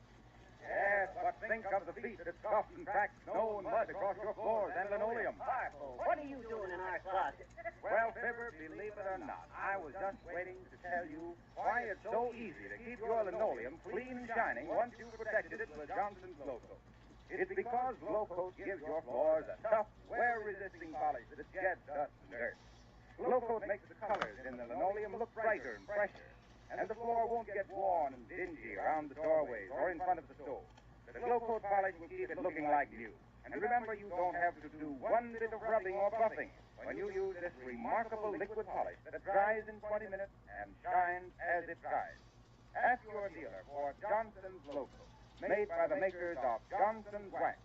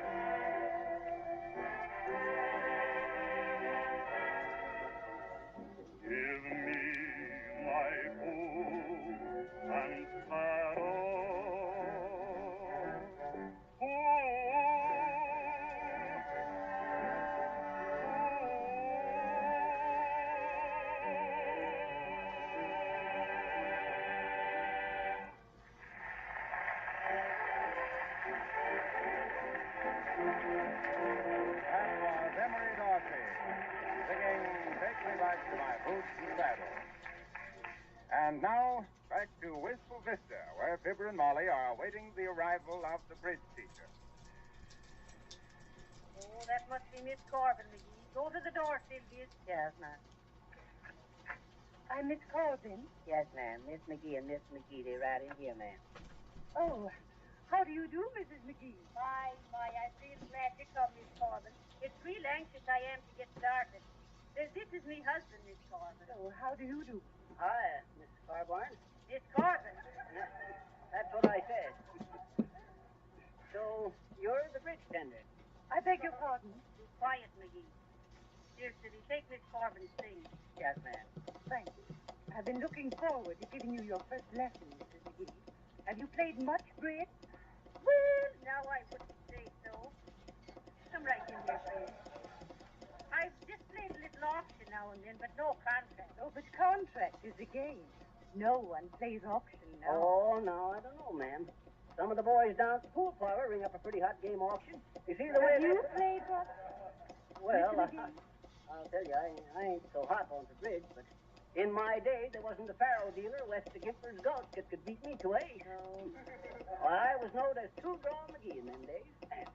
Two-Draw McGee, the trump-taking terror of the Teton Trail. Two-draw?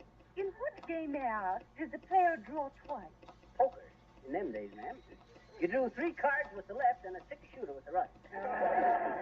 I mind the time old Horseface Hennigan tried to crush me. Sit down, Miss Carbon. Corbin. Oh, yes. You smoke? Thank you, no. You chew? McGee. Miss McGee, ma'am. Yes, silly. Miss McGee, I done put up that other table like you say, but y'all better go easy on it.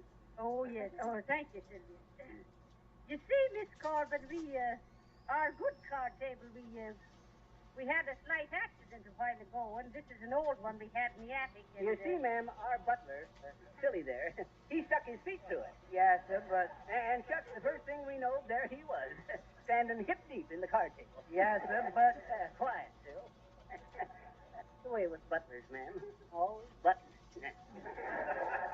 This table seems quite adequate, I'm sure, but, may I ask who's to play fourth hand? Oh, dear, that's what I wanted to tell you, Miss Corbin. The lady who was to come over couldn't be here, and everyone I called was either out or busy. I see. Well, it's really much better to instruct with 4 players, any 4 players, but with Mr. McGee here, we can play dummy bridge for today. You betcha. Oh, is that so? With me here, you can play dummy bridge, huh? I catch on to things. Well, shucks, if that's the case, I'll just pick up my marbles and go on down to the pool. McGee, be quiet. Miss Corbin only meant one hand would be faced up on the table. Oh, yes, that's what I thought. Where are we set, ma'am? Well, now let me see. You across from me, Mrs. McGee, and you to my left, Mr. McGee. Your partner will be the dummy. And vice versa. What's the joke? I don't get it. Oh, I see. I'm to play the both of you. I didn't get it at first. You got quite a sense of humor, ma'am.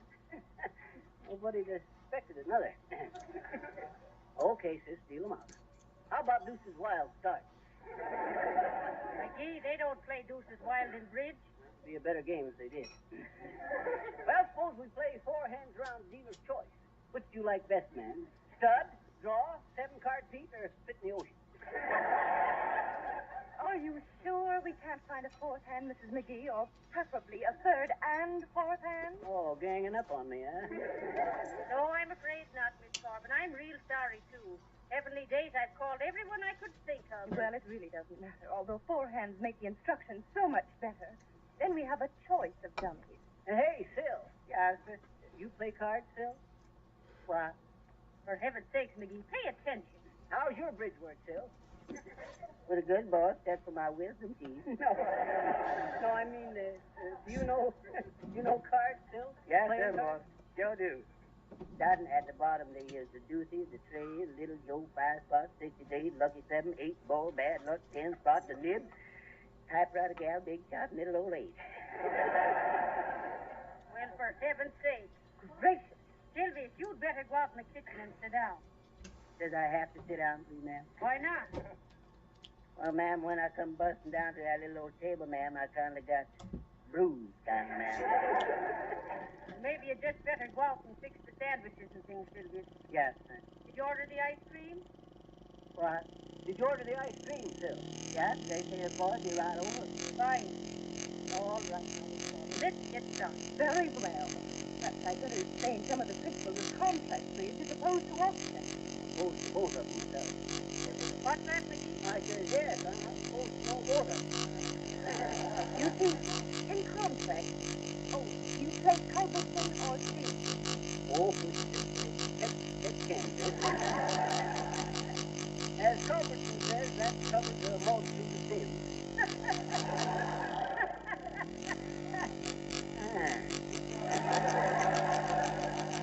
Ain't funny, McGee. In contract, you only score what you bid.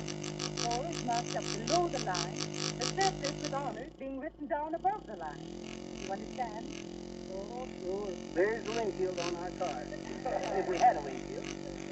The purpose in contract is to gather the ideal partners and opponent's strengths and hand values by the bidding. You understand about quick tricks? You bet you. Here's a quick trick. I take the deck like this here, without looking at it. Now you take a card.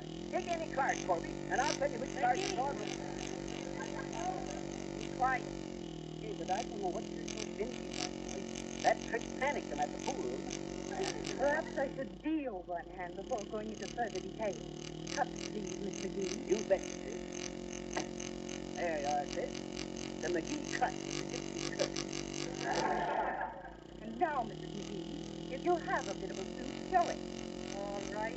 What kind of a suit, ma'am? A biddable suit. Oh, yes, biddable suit. I thought you said a suitable bid. But if you and me ain't got a suitable bid and a biddable suit that suits the bidder, then the bidder better bite his bid till he gets a better bid and a biddable suit for a suitable bid. Keeper here, will you please keep quiet now? Who kicked me? Did you kick me, Corby? Certainly not. Pick up your card, please. Yes. You got a big card. Then you have a job. Job? It's plain girl. This hand would make a jackass out of anybody. It's your bid, Mr. McGee. Anytime, sis. Oh, I had a dog. You had I like that. Oh, the next to the wedding, I'll open for a dime. One pass. You, Mrs. McGee. Well, now, let's see.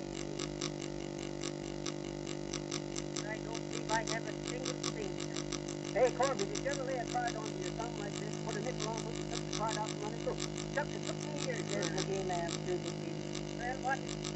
Everything's ready, ma'am, except that ice cream ain't showed up yet. Oh, it'll be just pretty soon. Now, let me see. Look at this hand, Miss Corby. Tell me what I have. Very bad. You have very bad disease. 1.5 on his Hey, Corby, take a peek at my hand, too, and tell me what I got.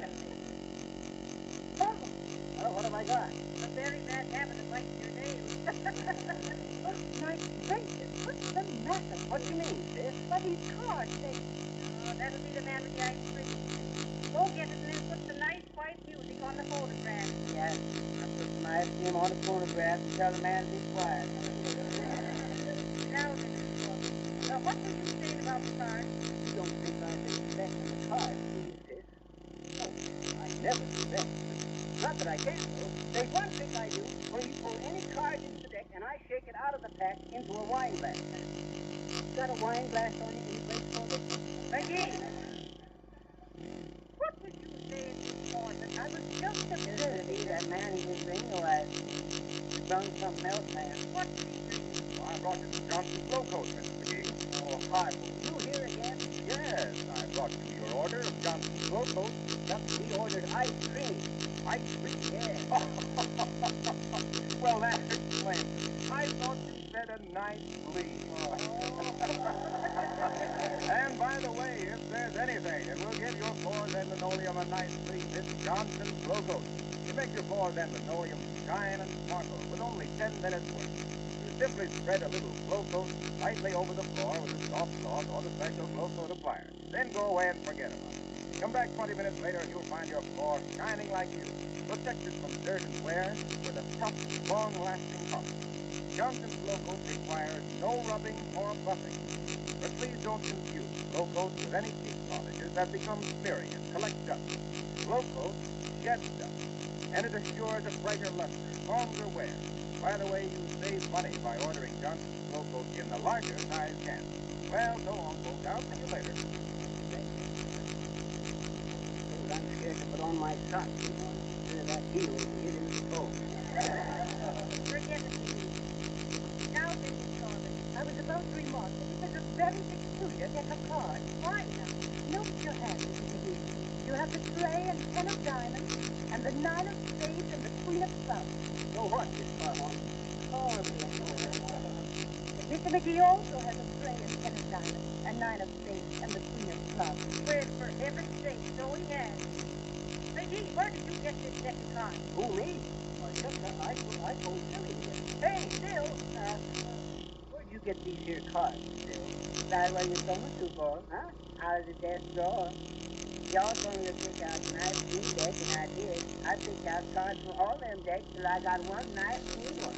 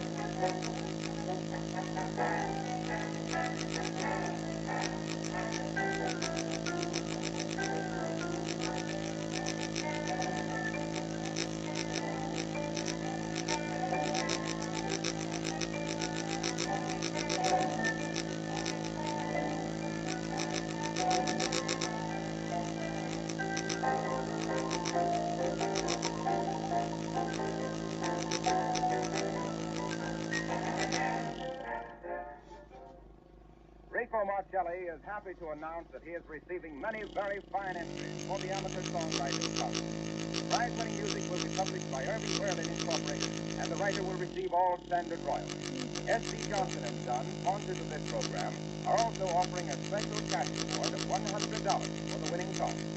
This Amateur Songwriters Contest closes January 1st. For further details, address Rico Marcelli or Johnson's Wax, care of National Broadcasting Company, Boston. Don't forget now, we've polished up another date for you at this same hour next Monday night when we'll join Fibber and Molly as they help decorate the Wistful Vista Municipal Christmas tree.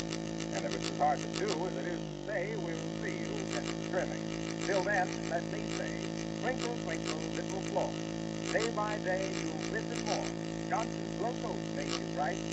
Marla Wilcox, folks. Good night.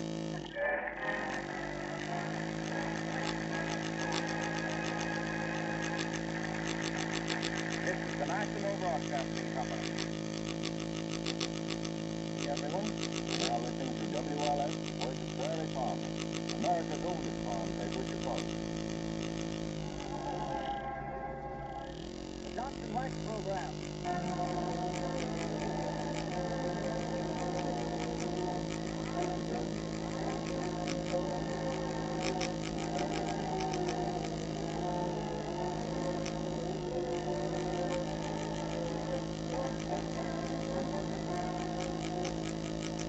Everybody, the makers of Johnson's Wax negotiate a neat and nifty New Year narrative with nutty nip-ups and some notable novelty numbers by Rico Marcelli's orchestra, Henry Dorsey, and those celebrated and celebrating self-starving citizens, Fibber McGee and Molly.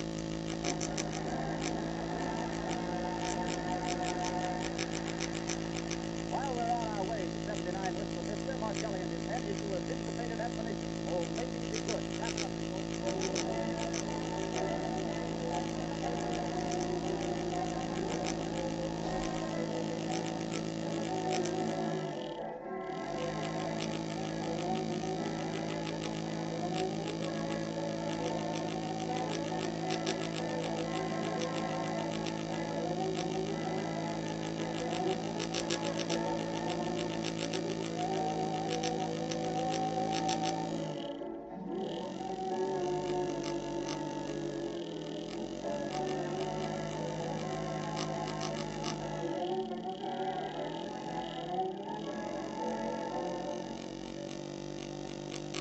Beautiful polished floors in a few minutes' time if you use Johnson's Glow Coat, the remarkable liquid polish that requires no rubbing or buffing.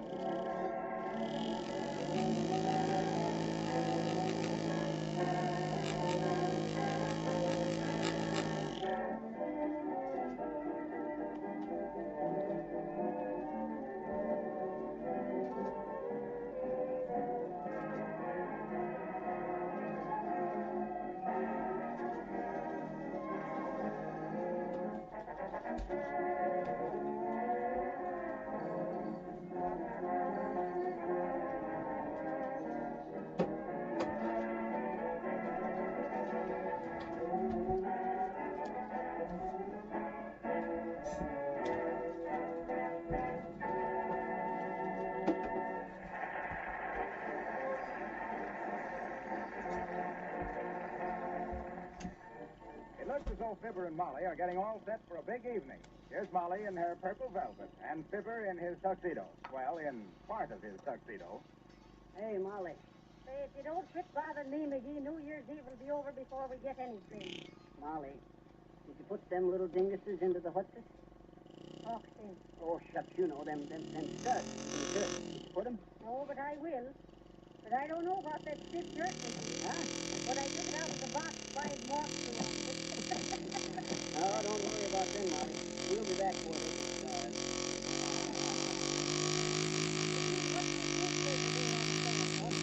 Oh, that's the newspaper I had my tuxedo wrapped up in. Look at the headline. Who is Captain Manila?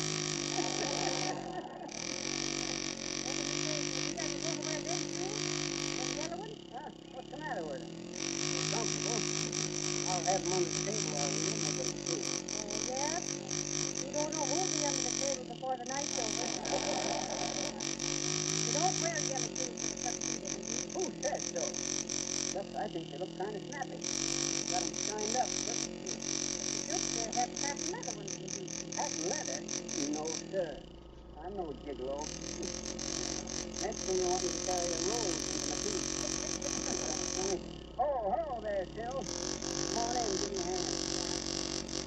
I don't check the furnace license there, boy. If you're okay, y'all be bad. Well, I hope so, too. Put the studs in the green shirt there. Put the studs in the church, Phil. Where it is. In the little box. Now, please move it.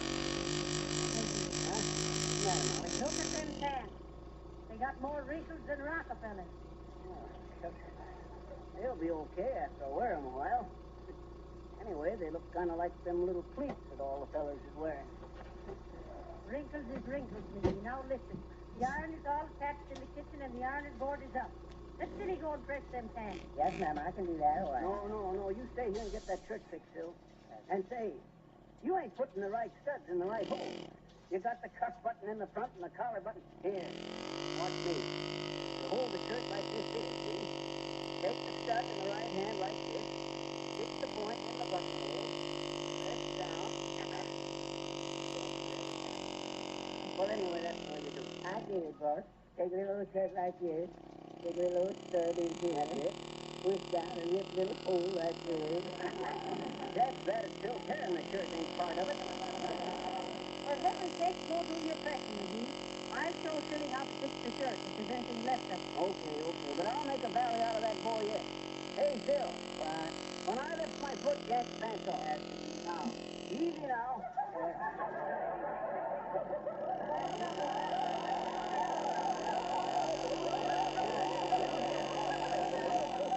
When y'all get them little short boys, they show you first. My favorite color, look, is red and green. That's it. I think they're kind of nifty myself. Yes, is the iron hot, Molly? Well, it should be, McGee. I just got through with it. Because it is pretty hot here. Probably cold by now. Oh. Nope.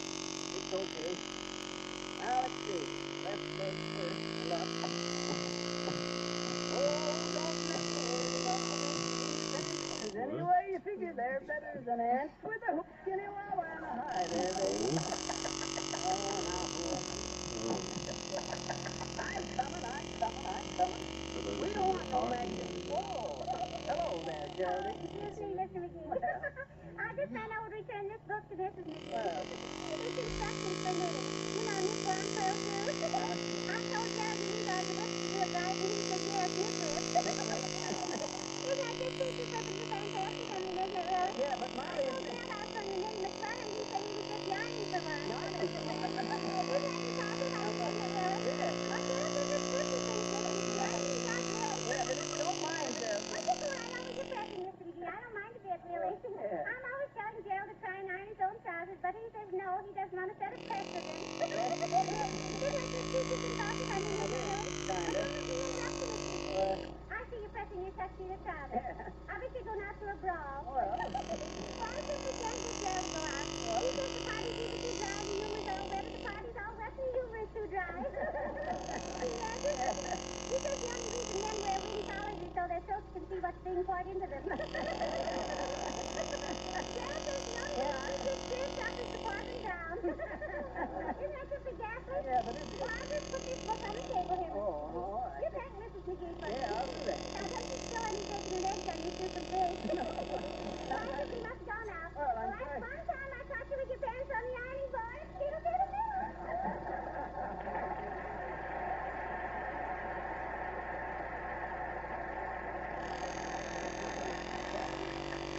What's stopping you, McGee? Geraldine, why? Why? You mean you still stood there and talked to a lady in your bare shorts? Why, shucks, Molly, I never thought of that. I mean, sure. You think she noticed? She noticed? Huh? Well, do you know it's most 10:30, McGee? We'll celebrate no New Year's tonight unless you get a move on. Silly? Silly? Yes, ma'am. Did you finish putting the studs in the shirt? Yes, ma'am. Is this right here, ma'am? Let's see. That's right, Phil. Hey, look at that shirt. Silly, did you wash your hands after fixing the furnace? I was just going to, ma'am. He said to put the studs, no shirt, ma'am. Heavenly day. Look at it. Looks like Exhibit A at the Fingerprint Bureau. Well, it's the only one you got, McGee. You'll have to wear it. Here. Stick your arm through it. Okay. You finished pressing the pants, Phil. Yes, sir. There you are, McGee. Here's your collar. That collar? Oh, shucks, Molly. I'm going to wear a soft collar. You do nothing of the kind. It ain't done, McGee. Oh, now, don't give me that stuff, Molly. I know what's did. Why, when I was in Baltimore, before I was married, you know what they called me? Is it fit for a lady here? Yes, sir. Broadcloth McGee, they called me in them days. Broadcloth McGee, the big shot Beau Brummel of the Baltimore Bachelors. Why, shucks, I'm Hold still, Beau Brummel. That it, Molly. That's too tight. I can't even breathe. Oh, there goes the button. Pick it up, McGee. Okay. Would have to roll away under the stove. For heaven's sake. There you went and ripped the shirt some more. Now look at it. Ripped in 3 places, the buttonhole torn, Silly's fingerprints all over to the collar button lost. Well, thank heavens the pants are all right, at least. No, ma'am. What's that, Silly? I said no, ma'am. That flat iron burned a little old hole right through it.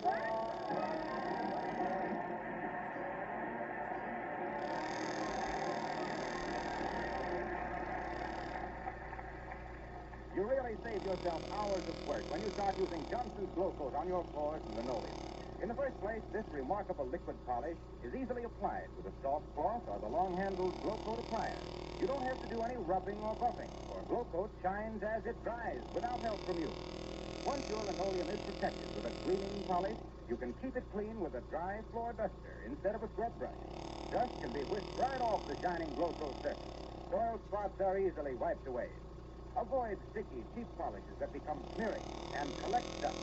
Johnson's Glow Coat gets dust and dirt and gives a longer-wearing polish. And now, folks, here's Audrey Call with her violin in her own special arrangement of When Day is Done. Audrey Call.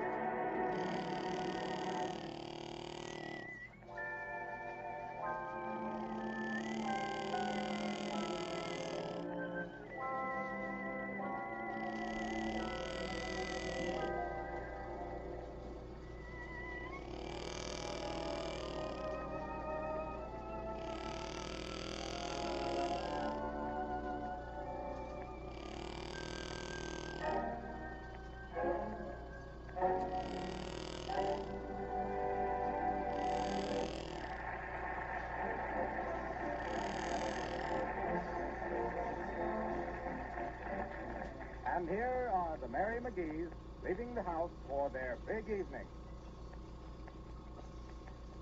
Did you lock the door good? Yep.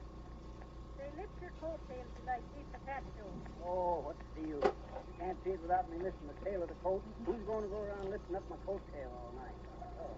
Well, hurry up and get in the car, McGee. It's close to 11 o'clock now. Where are you going, Sylvia? Home, please, man. Oh, no, you don't, Phil. You got a chauffeur. Come on. Get her started whilst we get these here paper hats on. How does this look, Molly? Terrific, McGee. Where's mine? Here you are.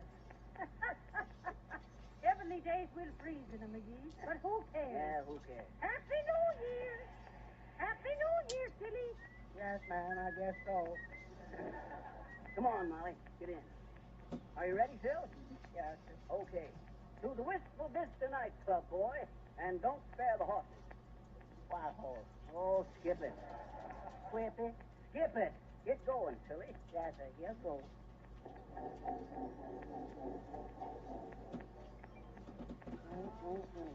Battery dead, boy. What's say, Phil? I said that little battery dead, boy. Oh, But here come little tax cab, boss. Maybe he give us a push. Hey there. Hey, cabby. Yoo-hoo, Mr. Taxi Cabman. Will you give us a push to get started? You gonna do it, boy. Hi there, brother. Happy New Year. Will you give us a push with the taxi cab? Sure, but this is a waxy cab, a Johnson's waxy cab. And you can face this in those paper hats, friends. Protect that car finish of yours from snow, sleet, and cold weather with a hard coat of Johnson's Auto Wax. Why, it's so easy to apply you can do the job yourself. Or you can have it done at your garage or waxing station. Now, don't forget, Johnson's Auto Cleaner and Johnson's Auto Wax. What are you doing running that taxi cab, Harpo? Isn't it expensive to run such a big car, Mr. Wilcox? You used to drive a little one, didn't you? Sure, but being a Johnson salesman, I found I could save up to 1/3 with the large size can. Get it?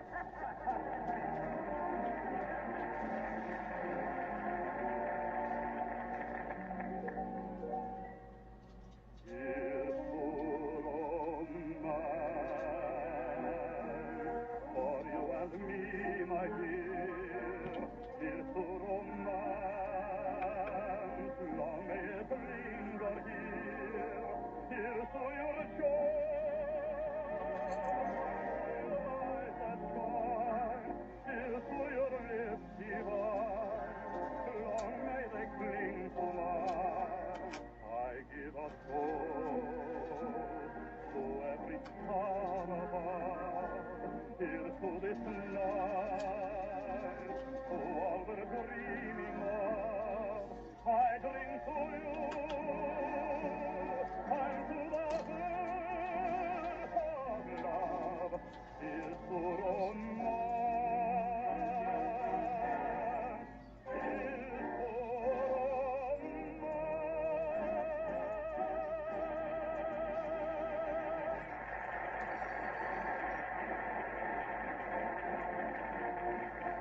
That was Emery Darcy singing Here's to Romance. And now back to the McGees. They're off at last, swooping it up toward the Wistful Vista nightclub, where they plan to see the old year out and the new year in. Listen. Step on it, Phil. Whoopee! Yoo-hoo, officer! Happy New Year! What are they posting? Hear that, McGee? Oh, shucks.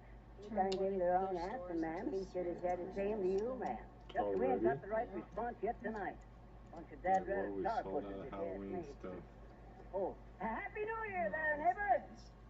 Shoot. Did you see the dirty look, McGee? Ah, It's shucks, kind what of do we exciting, care? actually. I'm going to enjoy this evening if it You're kills me. wasting. Whoopee! Hail, hail, the gangs all here. What? What are you talking about? Oh, We have good an evening, entire ma'am. Happy New Christmas Year, ma'am. casino. Happy New Year to you, ma'am. You gotta wait Why not? 3 years before you can join. The dad-ratted town's gone Republican. Come on, Tilly, step But on I it. don't know. Well, I at think you least could they'll probably have go the to right hotels. spirits at the nightclub. I've never Yeah, been we in, is, ma'am, so right I don't here. know Okay. what it is, but it's Christmas themed all year round. Gotta get them brakes fixed. Come on, Shelley, we ain't got much time left. It's called the Christmas Casino. No, ma'am, I'm waiting in the club here, ma'am. What's that, Phil? I said I'm waiting in this little club. What you mean you're waiting in this club? Waiting I table, know, ma'am. then I think it's part of Waiting Rockabilly's. table in the nightclub here, are you? Yeah. I didn't know that. Shucks, why didn't you say so, Phil? I didn't know it myself, but I read it in this little old radio script, boss. Well, come on, McGee. Leave the car here. Oh, no, Are you sure it won't freeze. freeze up? Yep, it can't. There ain't no water in it. My, it's a real quiet evening for New Year's Eve, McGee. Sure, but you just wait till 12 o'clock comes and watch things bust loose. Here we are. Don't you have some coat, sir? Wanna check your coat, Molly? No, I'll take the wrap as usual. Good evening, sir. I'm the head waiter. Oh, Happy New Year, Bud. Thank you. Are we too late to get a good table, Mr. Head Waiter? Oh, no, I believe I can place you nicely. Walk this way, please. Oh, I can't, Bud. I ain't bow-legged like you. McGee, you're so funny. Why, it's real quiet in here, considering. Yes, madam, we run a very orderly club. Hey, your voice is kind of familiar, Bud. You know a fellow by the name of Harpo Wilcox? Why, you mean the famous Harlow Wilcox? That's right. The one who's always talking about Johnson's glow coat, the no rubbing, no buffing, small polish that shines as it dries in 20 minutes? That's the fella. The one who talks about the attractive yellow can with the red stripe and the name Johnson's glow coat? That's him? Sorry, madam, I don't know. Well, here you are. Here you are. I think you'll like this table. You can see the floor show very well from here. That's fine. That's using the old head waiter.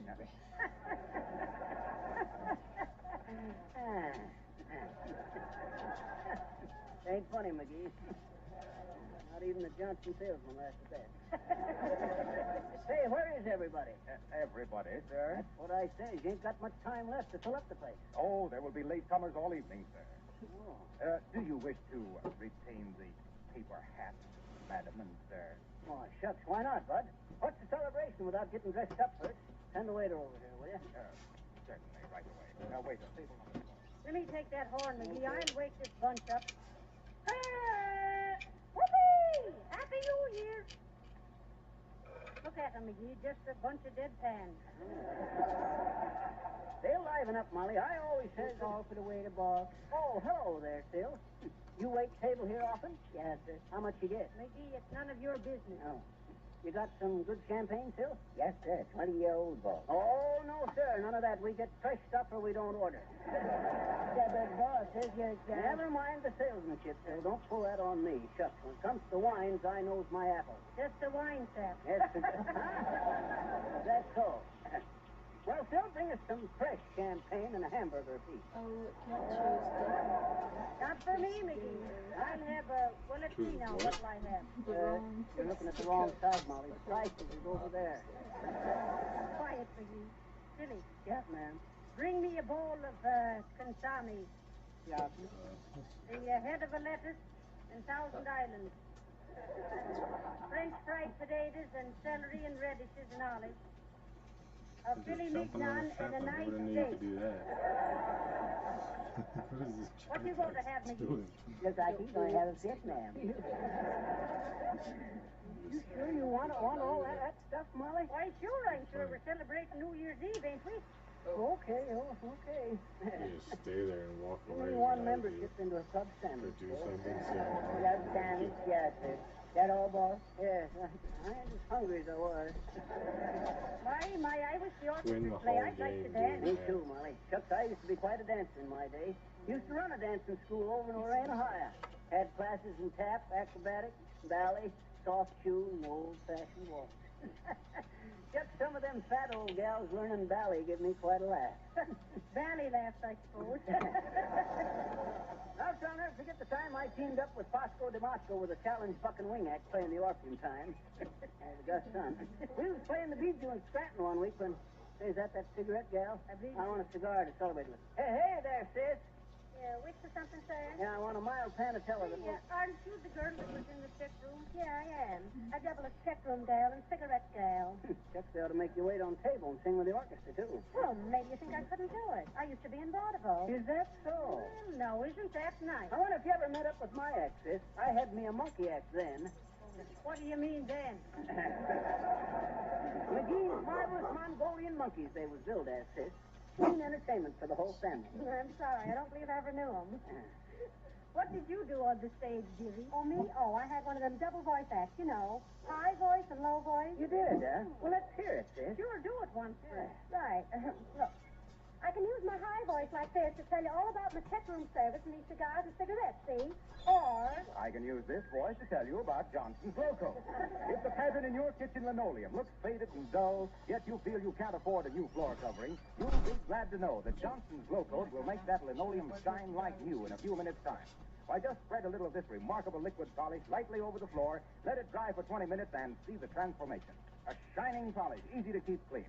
Your best guarantee of satisfaction is the fact that Glow Coat is a product of the famous Johnson's Wax Laboratories. And then I can go back to this voice to tell you you can save up to 1/3 by buying Glow Coat in the large size can, see? Simple, isn't it? My, it was wonderful. Great stuff, sis. Though I'd have swore I'd heard that second voice someplace before. Now, probably while you were monkeying around in Vaudeville. Well? I'll be seeing you later, I hope. You know, Molly, I still think there was something funny about that. Oh, forget it, McGee. What time is it? Oh, it's just exactly 11 minutes to 12, Molly. Watch these folks bust loose when the bells start ringing. Oh, look, McGee, the band's going to play. What does the sign say? It says Rico Marcelli and his top hat tornadoes playing I Found a Dream.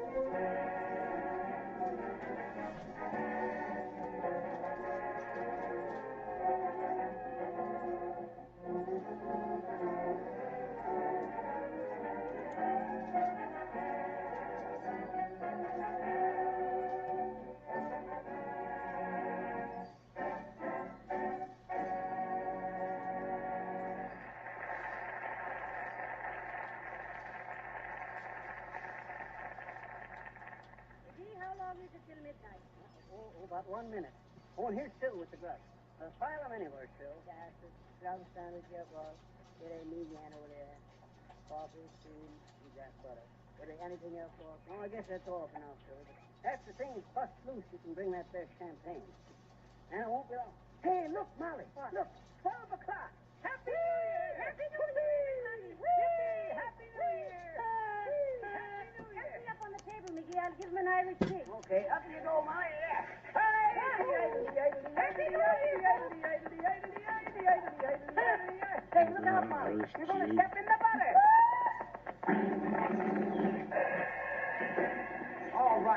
All right. What's going on here? What are you people doing? Help me up, McGee. Okay, Molly. Happy New Year, Mr. Headwaiter. so Happy very New Year. easy. Bud. Happy New Year. Listen here, I'm sorry, but you'll have to leave. We can't have this disturbance, respectable nightclub. Where's your New Year spirit, you Lugan? Well, what's the matter with everybody here, Bud?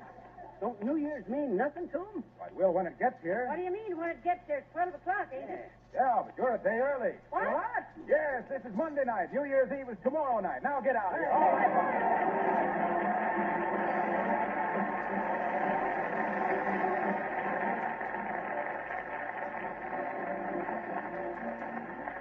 And so, until next Monday night at this same hour, when it will be the New Year, may we wish you health and prosperity in 1936. May your future gleam like a coat of Johnson's Glow Coat. By the way, you save 1/3 on the large size Cayenne. This is Wilcox, folks. Auf Wiedersehen.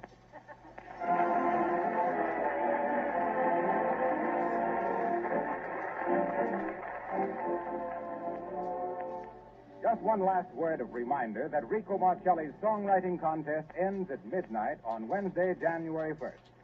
Owing to the large number of entries, it may be several weeks before the judges are able to select the winner, who will be promptly notified at that time. The winner will receive a $100 cash prize from S.C. Johnson & Son, and the winning song will be published with full royalty rights by Irving Berlin Incorporated and will be featured by Rico Marcelli on one of the future Fibber McGee broadcasts.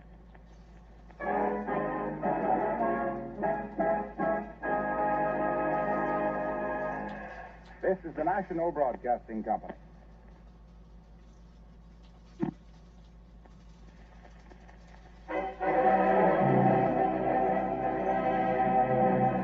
The Johnson Wax Program.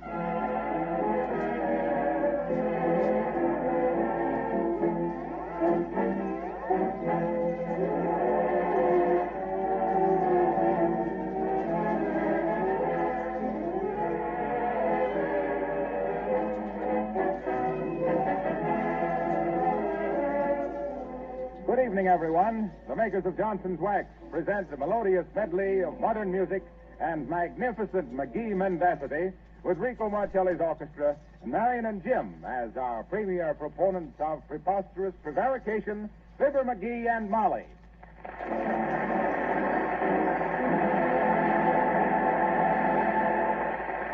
Marcelli starts off with Cosi Cosa. Wrap it up, Rico. Cosi!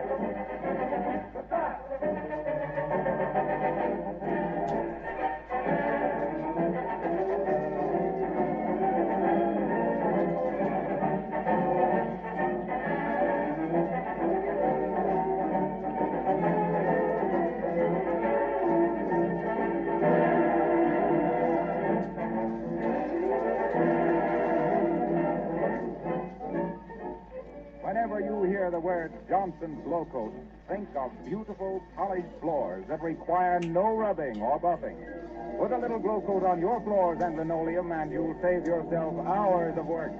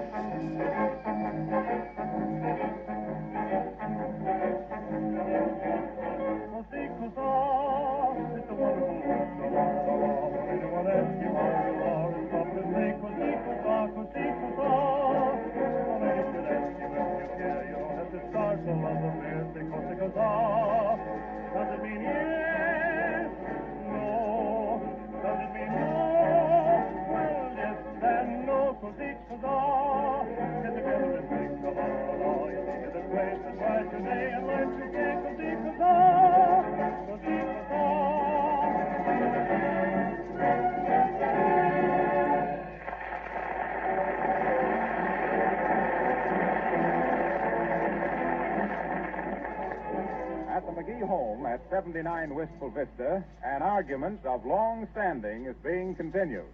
The topic is, shall McGee or shall McGee not go get himself a job? Molly has the affirmative side, and, well, guess who takes the negative? Silly Watson is an attentive listener as he polishes the furniture in the living room. I'm telling you, McGee, you got to do something. Heavenly days, you can't just sit around the house all your life. There's nothing like good, honest labor. Is there, Silly? What? I says there's nothing like good, honest labor. Now, is there? No, ma'am, that's the worst thing what there is. You hear that, Molly? Old Phil's got the right idea. Oh, he has. McGee, you haven't done a stroke of work since you sold the store. Well, that's why I sold it, so to get a little rest. I'll tell you, Molly. I'll get me a job at the racetracks this summer, accounting. Accountant? And what do you know about accounting? Accounting, I like the horses. You get it? I said. Silly. Yes, ma'am. You're missing the side of the desk there. If you're going to polish the furniture, do it right. Yes, ma'am. Now then, McGee, you know the old story of the ant and the grasshopper. 'Twas the ant that worked hard and come off better in the end. But shucks, the grasshopper had a lot more fun, Molly. Well, that ain't the point, McGee. You know that fable, silly. What? You know the old fable, Sil? Fable, boss? Dad read it. You know what a fable is, don't you? Oh, yes, sir. Fable. My old man is, boss. Your old man is what? Fable. He's so feeble he can't hardly walk. Heavenly days, this is getting us nowhere. McGee, it ain't good for you to be sitting around doing nothing. You want folks to be calling you a loafer? Who's calling Fibber McGee a loafer? Everybody will be. You, Sil? You call me a loafer? What? You calling me a loafer? No, sir, boss. No, not me. I ain't calling you one, even if you is one, boss. No, sir, not me. Why don't you go down to the Wistful Vista Employment Bureau, McGee? You said you would after the first of the year, you know. What day is this? The 13th. Uh-oh. You know bad luck, boss. Oh, nonsense, silly. How far is this here Employment Bureau, anyhow? Well, it'd be about far enough so if you was on your way there and you had a radio in the car, you'd hear the music goes round and round 7 times. I see. About 3 blocks. Now, come on, Phil. We're off. What? I says we're off. If you is going to work when y'all don't have to, boss, you sure is off. Never mind the wife. Get your hat and come on. But, boss, you ain't going to get me a job, is you? Shucks, I probably ain't even going to get me one. But you got to chauffeur me down there to the Employment Bureau. Heavenly days. Chauffeur you down to get a job. Wait till I get the atomizer and I'll come with you. Atomizer? What for? So that if they give you a job with a pick and shovel, you won't have to spit on your hands.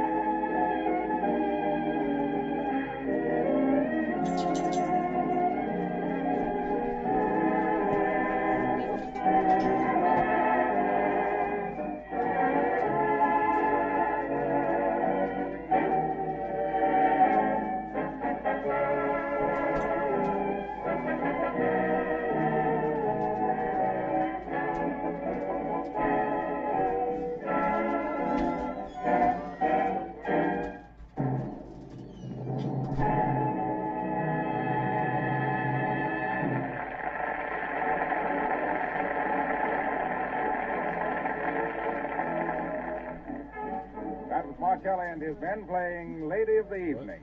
And going from Lady of the Evening to Gentleman in the Afternoon, we find Fibber McGee and Molly, chauffeured by Silly Watson, approaching the Wistful Vista Employment Bureau.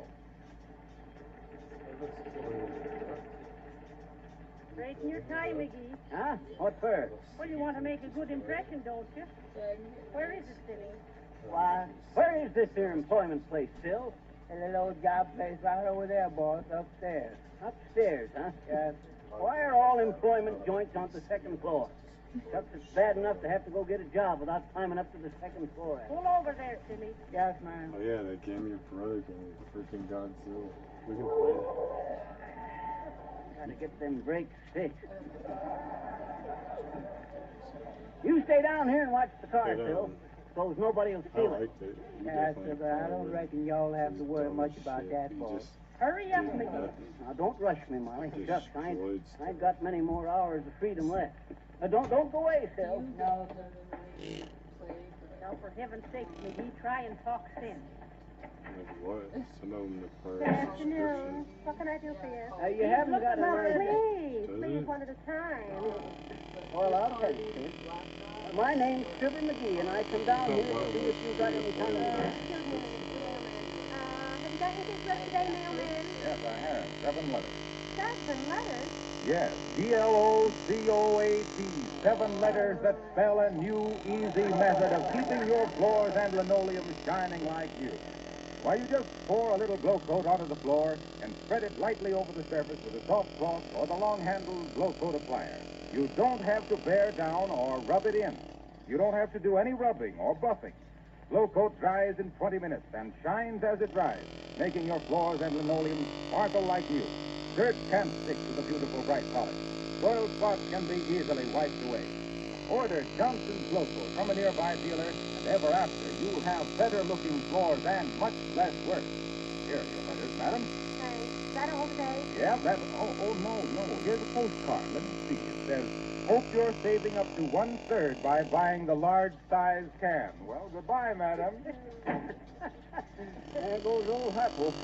Still holding the bag. What was it you wait? The husband here wants the job. Got a trade? How to trade what? I mean, what kind of work do you want? Oh, well, let's see, sis. I sold smoked glasses for the last eclipse, and I had the popcorn concession at the last Republican convention. I bet you can hardly wait for Hallie's summer. What's the name, please? Fibber. I said name, not occupation. Oh, smart, eh? Well, that's the name, sis. Fibber McGee. Born? What do you think? Well, shucks, Molly, she snapped at me. Be your age. What's that? I say, what's be your age? Well, sis, I'm too old for the Boy Scout plan and too young for the Townsend plan. You get it, Molly? I said. First man? Yep, I was in the... Cavalry. That's right, cavalry. How'd you know, sis? By the horse feathers. What kind of work do you want? Light. He just wants something to keep him occupied, miss. What is their offer? Well, we got, let's see, we got a call for a dishwasher. What does it say? $1 a day in meals. Meals, huh? How many? Oh, I don't know. It's out to the Wistful Vista, Propolis number 7, George Gibbetopoulos, proprietor. Skip it, sis. I ate there once. What they need is somebody to eat the dishes and wash the food. What else you got? What do you know about dogs? Hot or cold? Well, I mean, what kind of dog, sis? Somebody want a chiropodist? No. Hoppenheim Kennels wants a dog trainer. Very good salary and all expenses, but the applicant has got to be an expert dog trainer. Why, shucks, sis, that's me. I used to be an expert dog trainer. McGee, you would know a Bermuda Beagle from a Greyhound bus. Yes, sir, sis. They used to call me Pedigree McGee when I run the kennels in Pittsburgh for hunting dogs. Pedigree McGee, the prize promoter of perfect pointer pet pups of Pittsburgh, PA. Have you got any references? What you mean, reference? She means who'll vouch for you, McGee. Oh, shucks. Just ask anybody, sis. And if they say they never heard of Pedigree McGee, you can just put it down to professional jealousy. Why, did you ever hear of the Hound of the Baskervilles? What about it? I trained him. Say, you didn't get anything on the brain training water spaniels, did you? I don't get it, sis, but I had a great day once. Never mind. You got the job. You'll get it. Here, take this slip and go to 119 West Oak Street, the Kuppenheim Kennel. What's the charge, miss? We deduct 50% of the first week's salary. Good luck. Thanks, sis, but don't worry about me. I can handle it. You'll soon have them dogs eating off your hand. or your leg. Good day, dear man. Good day.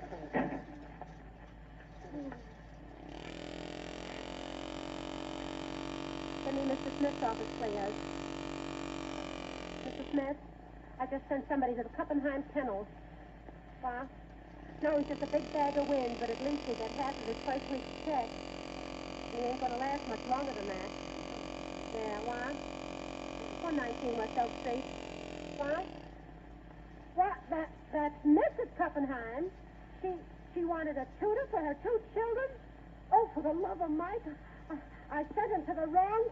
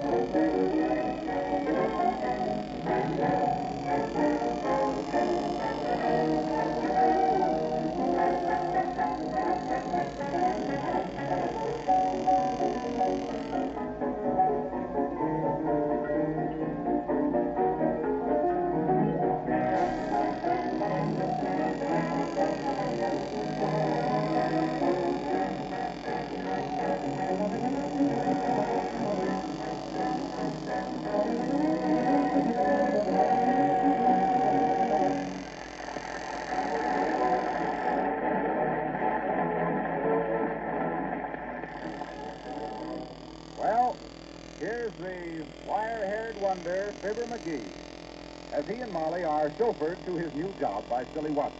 Now, he doesn't know that he has the wrong address, where they want a children's tutor and not a dog trainer. Now, here they are approaching the house. Fine, nice, a real nice house for raising dogs. Oh, I don't know, Molly. Dogs appreciate nice things as much as humans. Where's the kennel? I'll be around in the back. You coming in with me, Molly? Oh, I don't believe I Oh, just come on. Go ahead and ring the knocker. They're supposed to be going and training dogs, but they accidentally sent them to a house. This is the joint, all right. They got Kuppenheim on the mailbox. Children. Well, it don't look like a doghouse to me, McGee. How do you do? You Mrs. Kuppenheim? Yes? This is the man from the Wistful Vista Employment Agency, ma'am. Oh, yes. The tutor. Come right in. Hear that noise, tutor? Must have some high-class hounds.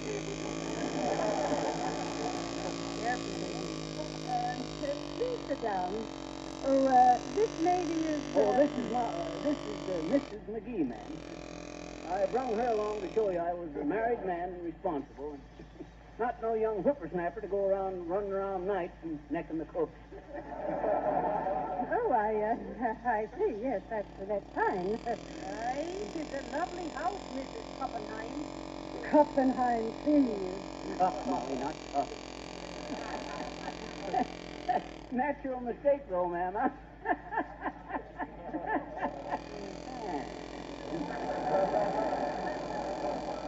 Ain't funny, McGee. I feel that a nice environment is essential to the proper education of my little ones. You mean you raise them in the house, ma'am? And where did you think? Well, we thought that you know how they are when they get rambunctious, ma'am. Please. My little ones never get, as you say, rambunctious. Where are the little pups, ma'am? The what? The little ones that you were talking about. Your husband is anxious to get acquainted with her. Oh, I see, yes. Quite natural. Well, they're having an afternoon nap upstairs. Afternoon nap, huh? How old are they, ma'am? One is nearly a year old, and the other is 2.5. Now, what daily routine would you recommend His for the ears little crooked. darlings, may I ask? Hell. Huh? Why, she means how would you learn them to do things, McGee? Oh, well, sir, my usual system goes something like this, sister. First, but listen, these are pretty well behaved, ain't they? Why, certainly. House broke? I beg your pardon.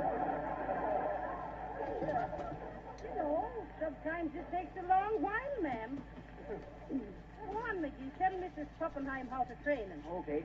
Well, sir, in the first place, you gotta get their affection. Quite true, quite true. You know, like knowing where to scratch them. Behind the ears or onto the stomach. And see? Yep. And you gotta give them a bath every month. Every month? Yes. Why, sure. If you wash them oftener, their skin gets dry. You betcha. Then they gotta be taught not to take no food from strangers. Why, certainly. Why, sure. Otherwise, one of the neighbors is liable to poison them. Oh, don't worry, ma'am. I'll take care of them. I'll have them frisking around here like nothing in no time. You got glow coat onto their kitchen floor, ma'am? Well, I don't see what that has to do with it. So their little nails won't scratch it so easy, ma'am. Oh, I see. Now then, do I understand that you are competent to instruct them in all branches of study? You betcha. Well, that's excellent. I can assure you they're very well behaved. Oh, not too well behaved, I hope. Heavenly days, I wouldn't give a hoop for one that didn't chew on a shoe now and then. But then... How about their health, ma'am? Their nose is cold? Well, what a question. Now, I don't know And that... fleas. They've been troubled much with fleas? Fleas! What are you talking about? Don't get up on your high horse, sis. They all get 'em sooner or later. Now, I'll tell you how to handle them little fellas, ma'am. They got to have a dry place to sleep, and you got to give them a nice bone once in a while for their teeth. And you got to teach them not to bite folks. To bite? Well, after all, that is scarcely within your province as tutor. Now then, are you prepared to give them primary instruction in arithmetic, geography, and spelling? Heavenly days, arithmetic? Must be pretty smart pups. Next thing you want me to learn them to play the piano. I am afraid I don't appreciate the humor of the situation. Of course, they are too young now, but I certainly consider an appreciation of music essential. Oh, shucks, Tuppy, if you ain't the card. Hear that, Molly? They got to appreciate music. How about sending them to dancing school? Why, of course, dancing school. Then French, German, Latin, and possibly a trip to Europe. Oh, quit it, Tuppy. You're killing us. I heard of pig Latin, but never heard of pup Latin. Ain't that a scream, Molly? And a trip to Europe. Don't forget you'll have to get him foreign licenses. There's something here that I don't understand. Licenses? Well, what do you mean? Why, shucks, ma'am. All dogs has got to be licensed. You know that, being an old breeder. An old breeder? Why, please, who are you? Oh, me? Why, shucks, I'm the kennel man you sent for this. Kennel man? I knew it. Why, this is all a horrible mistake. The butler will show you out. Wilcox! Wilcox! Wilcox! Yes, madam. Did you summon me, madam? Show these impostors to the door, Wilcox. Oh, yes, madam. Come along, please. Yes, Granny Harper, let's go.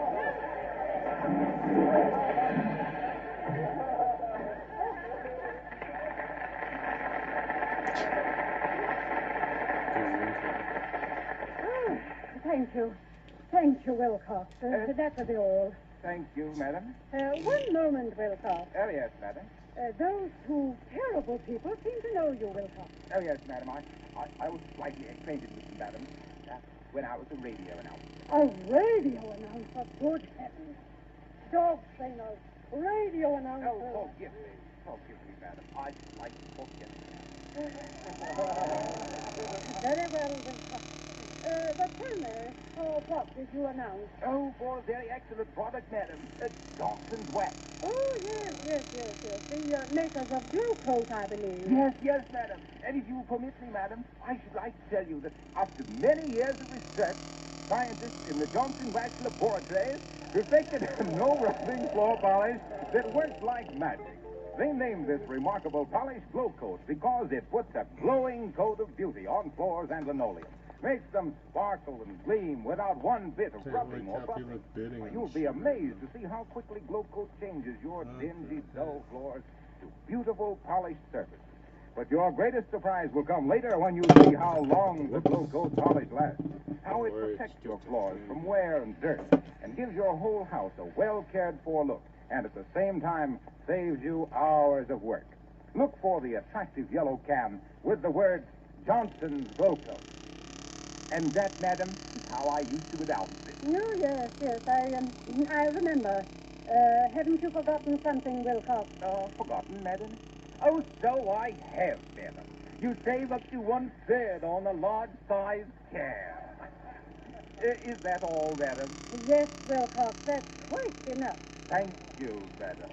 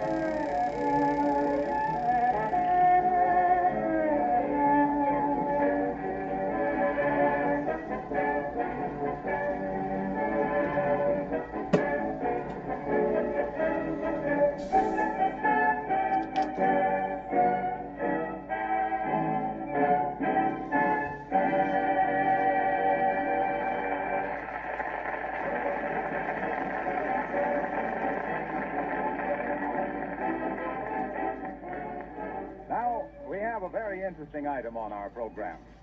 As you probably have read in the papers, Fibber McGee has been awarded the Diamond Medal as the world champion liar by the Burlington Liars Club. Mr. O.C. Hewlett, founder and president of the club, is with us tonight. We're going to ask him to say a few words on his favorite subject. Mr. Hewlett.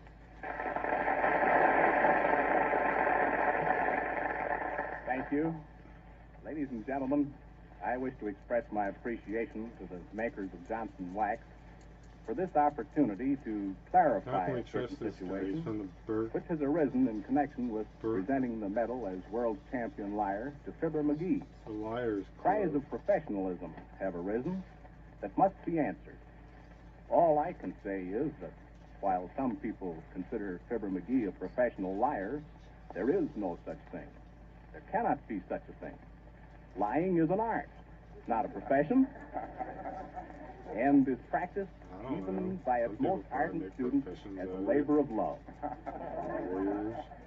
We're told from childhood that there is no profit in lying, and where there is no profit, there can be no professionalism. So I am glad to confirm the award to Fibber McGee with the assurance that no liar ever loses his amateur standing, and with the sincere hope that he may go on to bigger and better lies.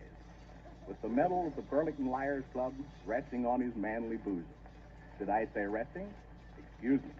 I meant lying. Thank you.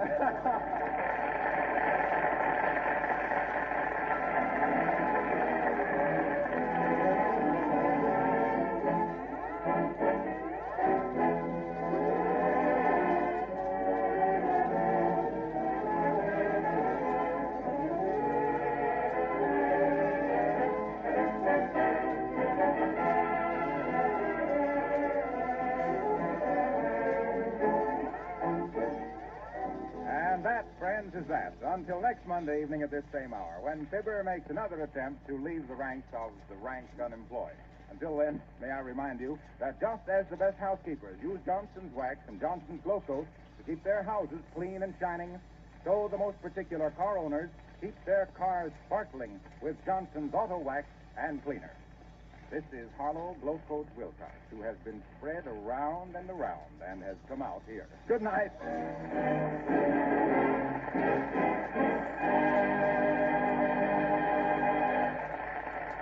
The selection lady of the evening is from the Music Box Review. This is the National Broadcasting Company.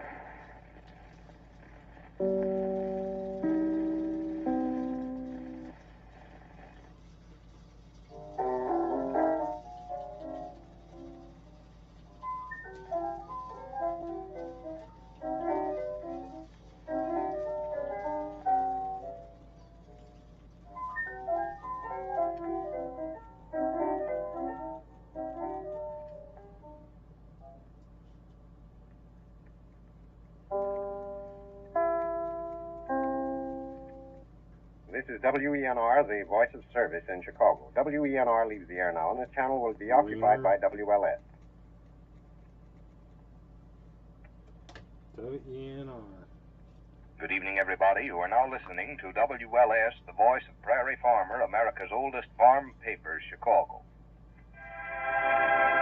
The Johnson Wax Program. This is Chicago Prairie Farmers Public Dome.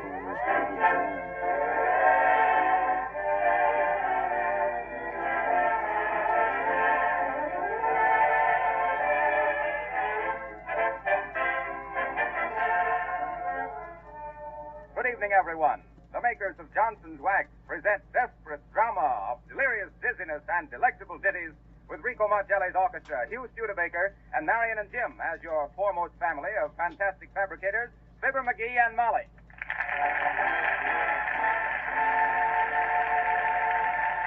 Marcelli starts off the proceedings with Sitting High on a Hilltop, and sitting pretty, too. Sit, Rico.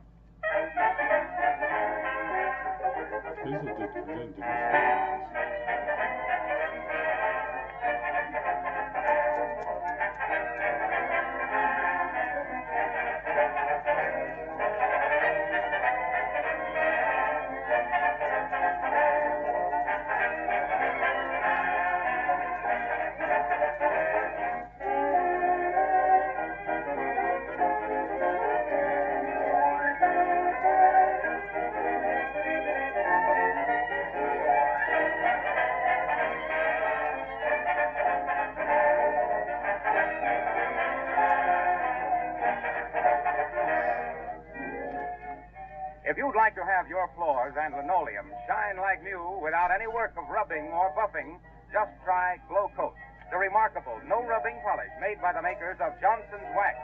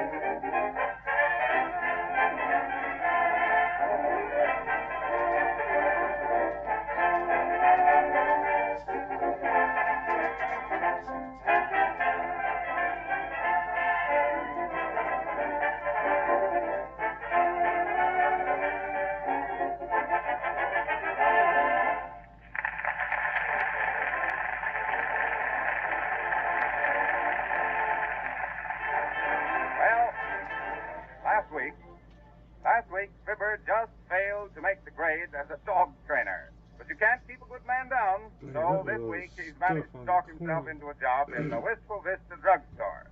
Here he is with Molly, talking to the proprietor, Bill Bottleworth. I tell you, I used to have my own drugstore, Bill? No. That's right, no. Yes, sir. Back in San Francisco. My slogan was, for fits and fevers, find Fibbers Friendly Pharmacy, the favorite of fashionable Frisco folks. On Medicine Avenue. Well, you might as well start right in, Fibber. I've got to go down to the bank for a while. You take the store over for me while I'm gone. Who'll take you over, Mr. Bottleworth, when the store's gone? Don't pay no attention to Molly, Bill. That's just her way. Chucks, I'll be glad to run her for you while you're gone. Well, you can probably find anything you want while I'm away. The prices are all marked. I expect Mrs. Myrtle in to bring back some tooth powder she didn't like. You change it for something else for her. Okay. I'll tell her if she don't like the tooth powder you give her, what she probably wants Yeah, is a you good know, taste I in actually teeth. have some of that. In a nice way, of course. You run on along, Bill. I'll take care of things for you. All right, Fibber. Well, I'll see you. So long. I'm not foaming shit. Well, McGee, you've buttered your bread, now lay in it.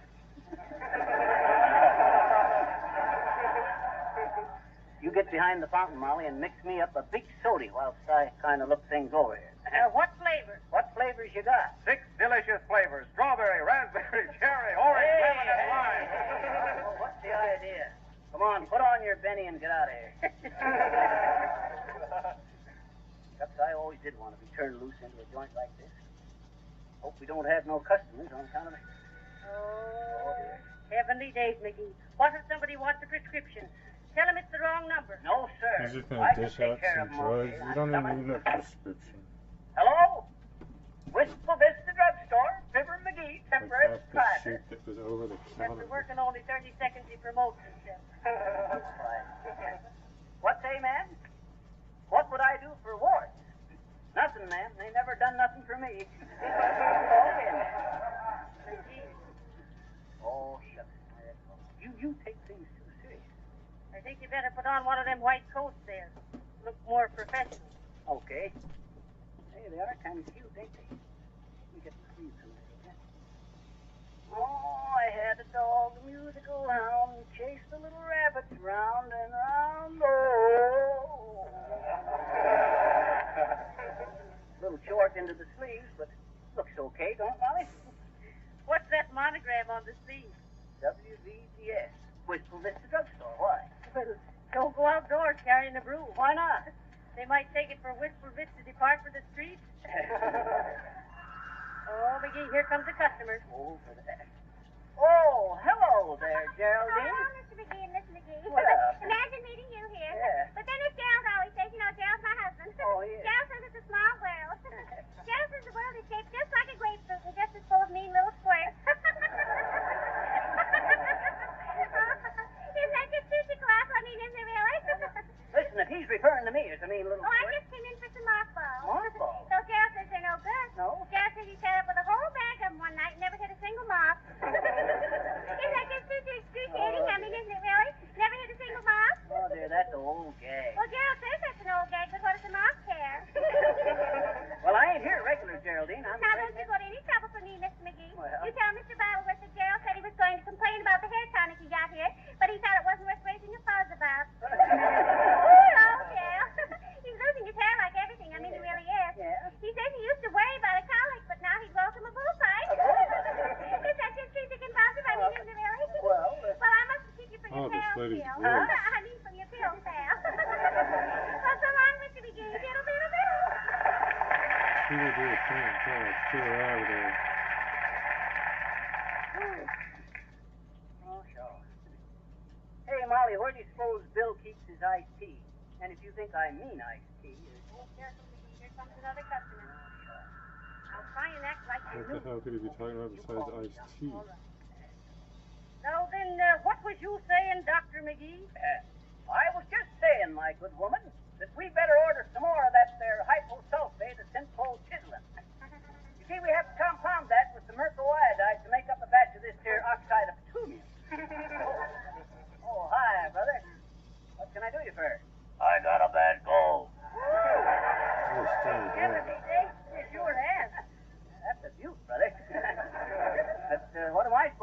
lend you my hanky? I want something for the cold. You want something for the cold? Let's see. We ought to have something in the store here. What do you usually take, Bud? Coating. Psyllium seed. What? What? Psyllium seed. Do it again, Bud. Psyllium seed. What's he saying, McGee? Nobody I knows. can't get nothing out of it but psyllium seed. Neither can I. Have we got some seeds? I don't know. Hey, Bud, can you hold off till I write to my congressman? Oh, here's some seeds into the box. Look. Heavenly days, McGee. Them are canary seeds. I shucks, he don't know. Canary seed. Here's your seeds, brother.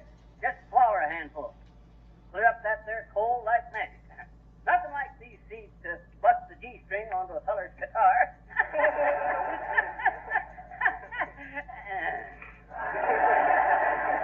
It's funny, McGee. Go on, mister. Swallow the seeds. They won't hurt you. Yeah. Go ahead, Bud. Take a big mouthful. That's the stuff. Now swallow. You better get them brakes fixed. Now see how well you can talk. Yeah. Hey, heavenly days. See what the canary seeds done for you? He had a swell cold before, but certainly is a bird now. Hey, brother. What's the matter with you? I got a bad cold. Hey, Molly, we gotta give him something. What's this stuff in this bottle here? This purple stuff? How should I know? Well, let's give him a shot of it. McGee, are you trying to kill the man? You don't know what that is. Well, Chuck, there ain't any skull and crossbones on it, is there? Well, get on with it, McGee. Give the man his medicine. Don't look powerful enough to me, Molly. I better mix some of this other stuff with it. You just sit down there, Mike Bud, and I'll take care of you right away. Okay, Doc.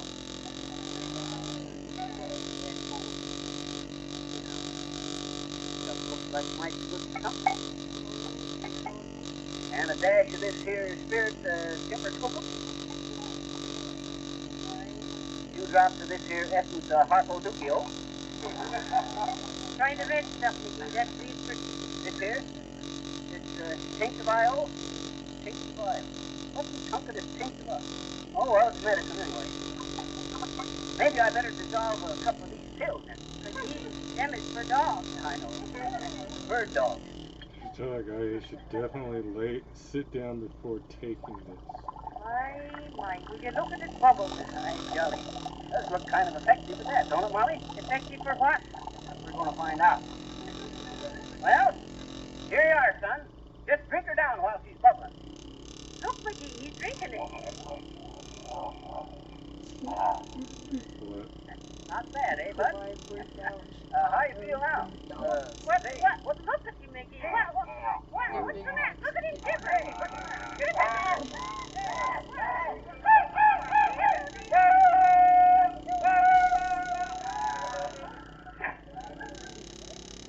I don't need to. I don't know. Can you imagine that? That's gratitude for you. Never even paid for his drink. What was the matter with him, Molly? Must have been something he had. You just killed that guy.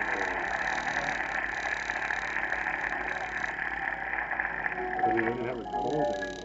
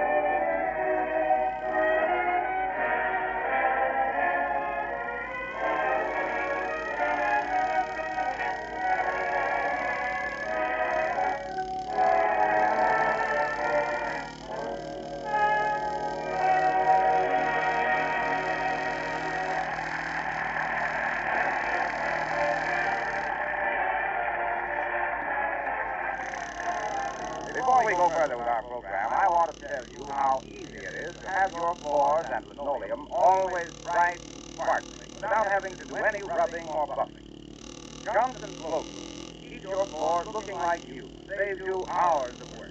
This remarkable liquid polish dries in 20 minutes and shines as it dries without help from you. Logo forms a protective shield of beauty over the floor surface. Keeps off scratches, stains, and actually sheds dust. Ask your dealer for Johnson's logo. The easy-to-use, no rubbing polish that gives brighter luster and longer wear. Look for the attractive yellow can with the name Johnson's logo.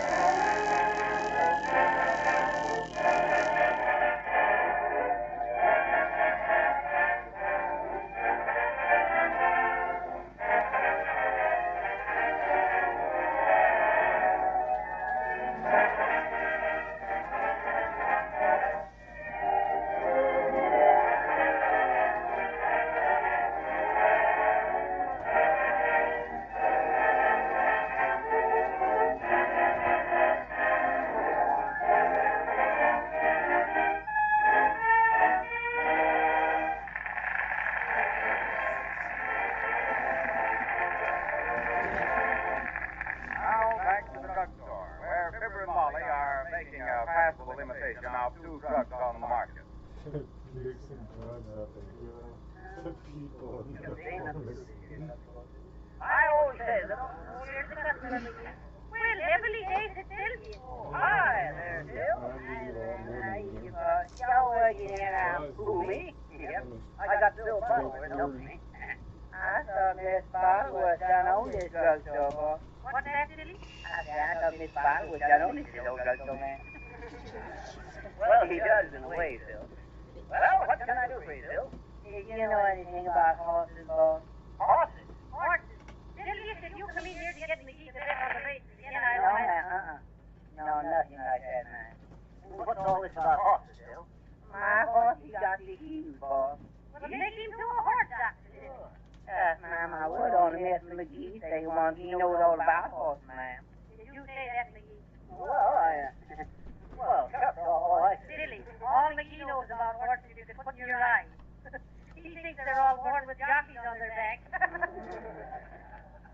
They ain't so wizard, man.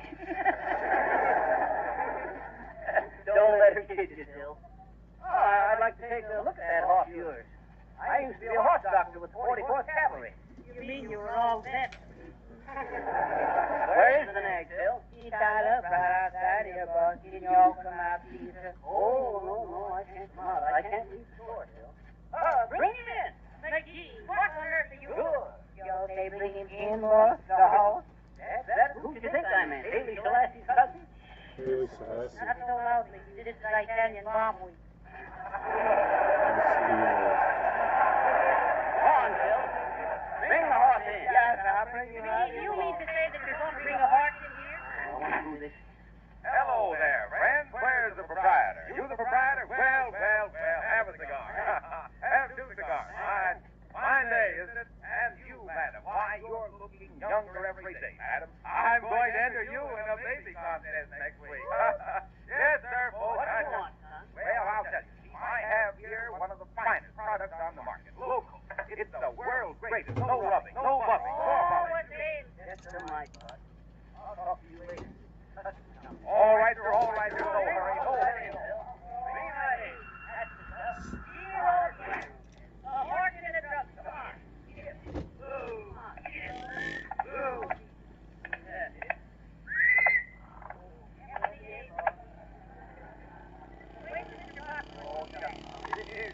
Service to the man of these. That's what I'm on. What's the matter with you, Phil? I don't know, boss. He got the heels or something.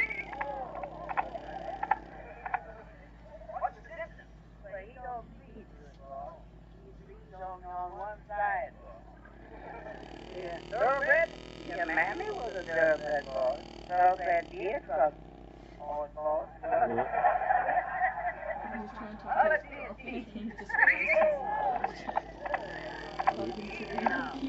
What's his name, Silly? Where did you get the girl's name? His name is what he do. He weenie all the time. Steady there. Hold him steady there now.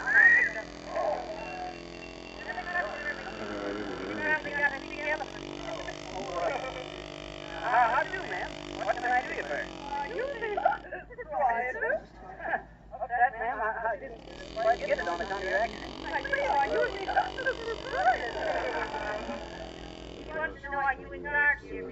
Oh, yes. Yes, ma'am. What can I do for you, ma'am? I have hiccup. No. Honest? Oh, please. Oh, I suffered terribly for hours. Oh, no. Is there something that... Oh. Good heavens. It's drugstore. Oh, I don't know, ma'am. Folks comes into the drugstore with everything. You with the hiccup. Horse with the heat. Yeah, horse for his medicine, boss. What they do? What do you know medicine, boss? I was really terrible. That was the honey that last said.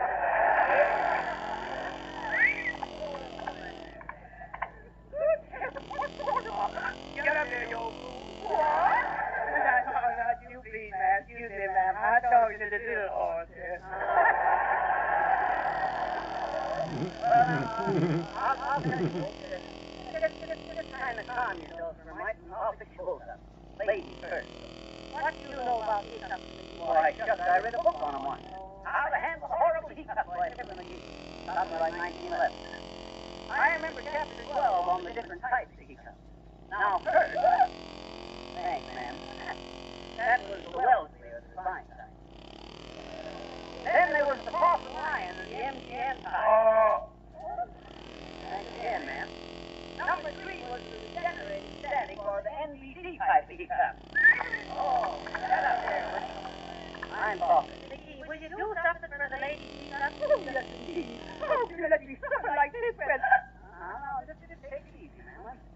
I'm just kind of wondering about the best treatment for your type. I think you got number 9, the Metropolitan or Metro-Savannah type. Did you ever try patting your head, rubbing your stomach at the same time, ma'am? Sir, rubbing my head and patting my head.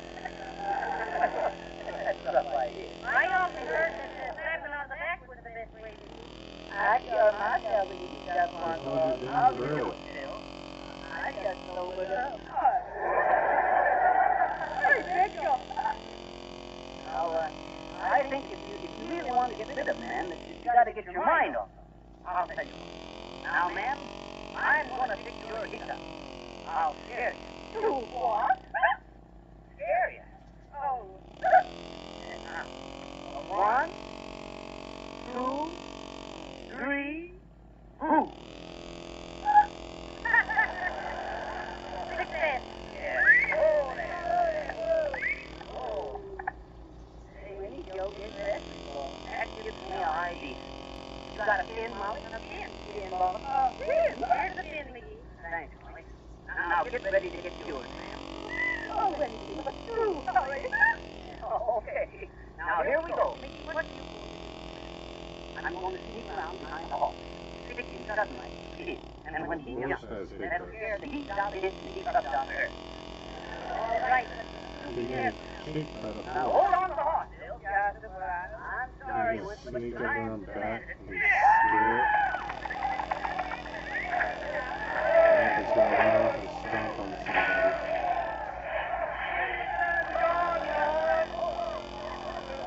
Runaway horse. How come you take a pin out of the horse, boss? Well, folks, I guess it worked. Hiccups wrong, sis? Why? Really, they are. Yes, I do believe they are. No once I start up here, the hiccups I never take. Why, once I walked down to Louisville, Can you imagine me getting a hook?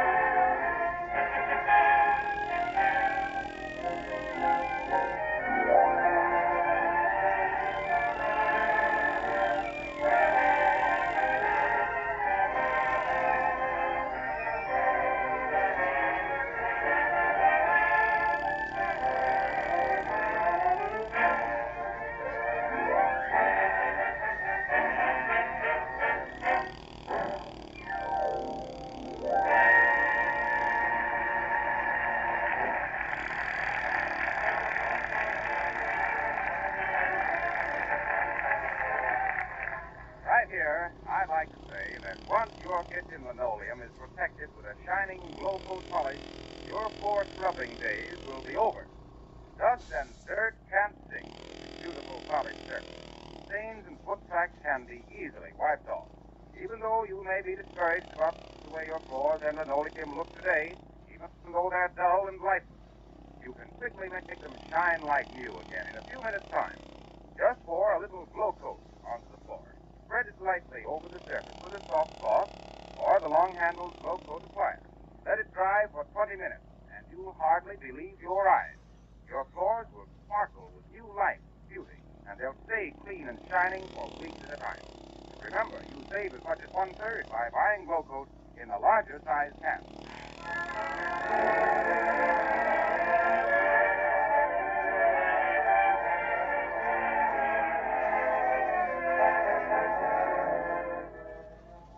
I might mention right here that the drugstore victim of the medical McGee's was Mr. Tommy Tucker, the famous animal imitator and freak voice expert, whom you've probably heard many times in radio programs and in the Silly Symphony and other movie cartoons. Tommy Tucker.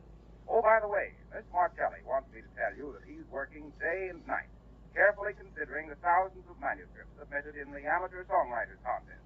We hope to be able to announce the winner's name on our program of February 3rd. So, until next Monday night at this same hour on this same coast-to-coast pickup, let me remind you that just as the best housekeepers use Johnson's wax and Johnson's glow coat to keep their houses clean and shining, so the most particular car owners keep their cars sparkling with Johnson's auto wax and cleaner.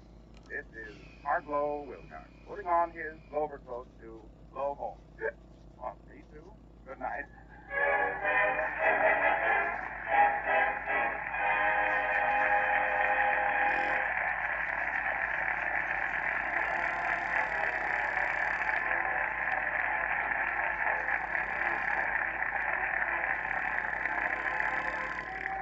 This is the National Broadcasting Company. Good evening, everyone. You are now listening to WLS, the voice of Prairie Farmer, Chicago.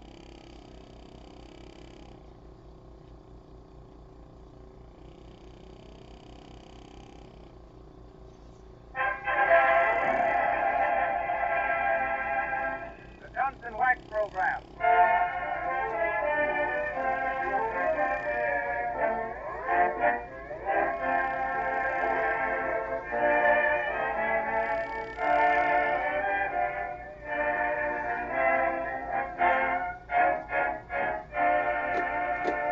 Good evening, everybody. The makers of Johnson's Wax lead you to another load of lusty, lively laughs and lovely, luscious lyrics with Rico Martelli's orchestra, Audrey Call, and that outstanding, outrageous outfit of outlying outskirts, Fibber McGee and Molly.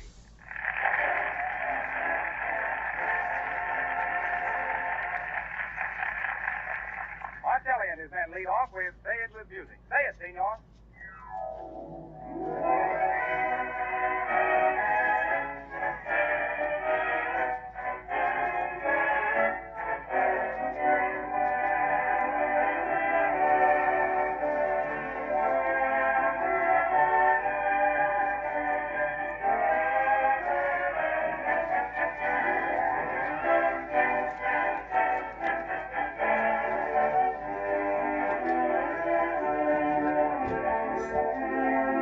Here's a timely suggestion.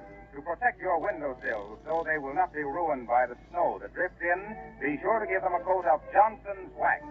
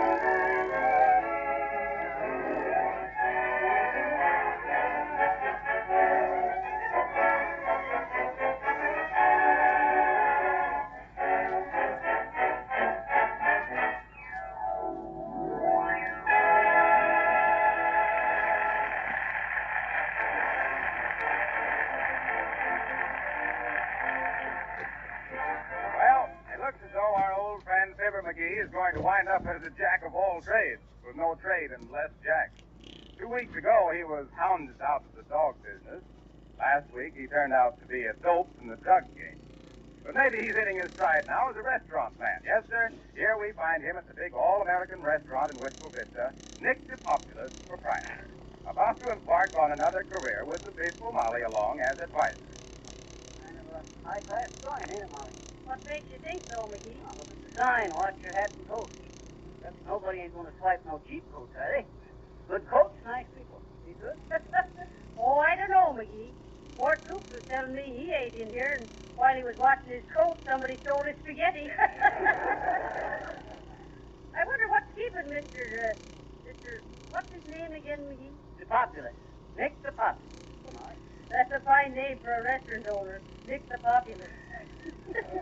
I wonder where he is, McGee. He's probably out in the kitchen cooking up some New Deal soup. What might New Deal soup be? That's alphabet soup with 3 A's took out of it. You get it, Molly? I said... Ah, it ain't funny, McGee. Okay. How'd Mort say the food was here, Molly? Oh, he didn't complain about the food, only the service. Service? Sure, he said he got those, he'd only order a couple of hickory nuts for lunch. Hickory nuts? Yes. He said the waitress couldn't get her thumbs into those. Hello, Chief. Oh, hi there, Nick, old kid. I'm glad you like work to make you terrific and happy, Nick. This is fine in the restaurant business. Always cheerful. That is the successfully way how to do it. You betcha. Molly, meet up with Mr. Stepopoulos. Nick, this here's my wife, Molly. Pleased to meet you, Mr. Stepopoulos. I'm fine too, no thank you. Well, Sir Nick, I'm raring to get on the job. What do I do, head waiter? No, the populace is for to have no head waiting. Just the wait. Just the wait for what? Just the waiting on the tablet, Mr. McGee. Are you having some experiments? I guess not, you hope? Give me a second helping of that, Nick. I didn't quite get it. McGee, he wants to know what experience you've had in wrestling. Sure. Experiments is the best teaching. Well, sir, I had me quite a bit of experience, Nick. Down in Haverhill, Massachusetts. Mr. Truesnitz. Oh, sure. I'm having 6 restaurants that place once. You did, eh? Well, sir, I was quite a figure in the wrestling game myself, being head waiter at the old Purple Hoop Hotel. Sure. A head waiter. He waited and never got ahead. Hi-ho McGee, they called me in them days, Nick. Hi-ho McGee, the handsome, hawk-eyed, high-pressure head waiter of the Purple Hoop Hotel in Haverhill. I mind one time Oh, don't be gassy. Maybe Mr. Stepopoulos wants you to start work. Do you, Pop? Sure. I'm glad you report for having those fine experiments in the restaurant business. You should make very good. Very good what? Dishwashing.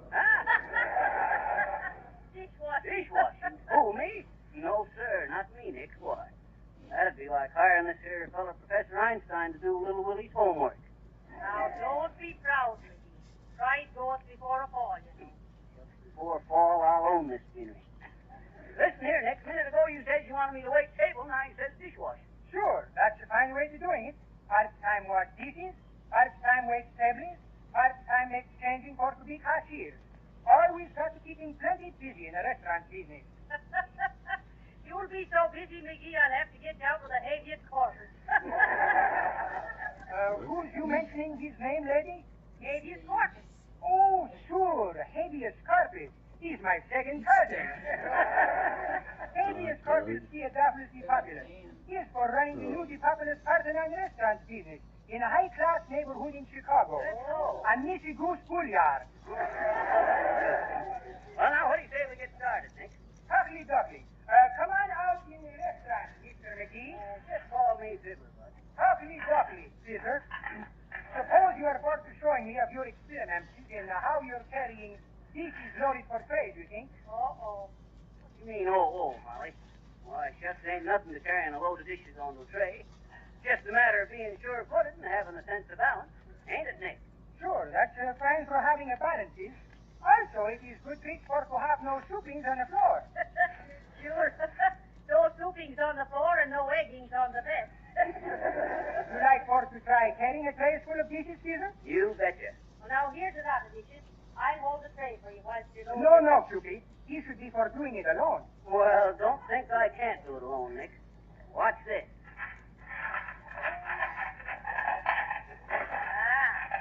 Look at that, Mr. Stepopoulos. Look at him pile them up.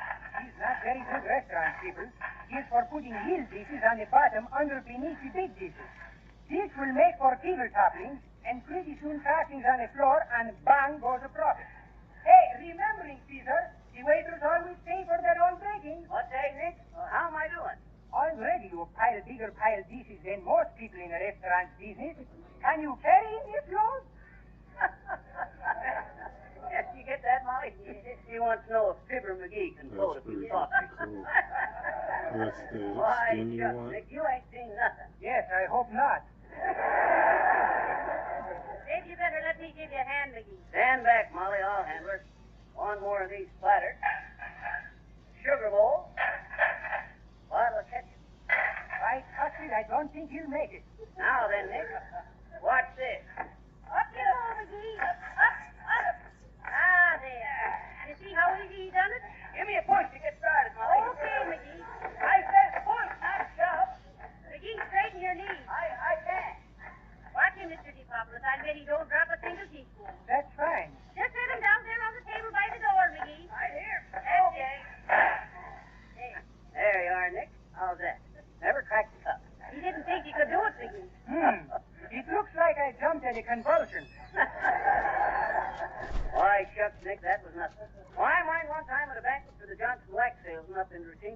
Johnson, I carried out the dishes on a bed. On a bed, always my waiters is for using trays. No, no, Mr. DePopoulos. On a bet, they bet McGee he couldn't carry the dishes out and not bust it.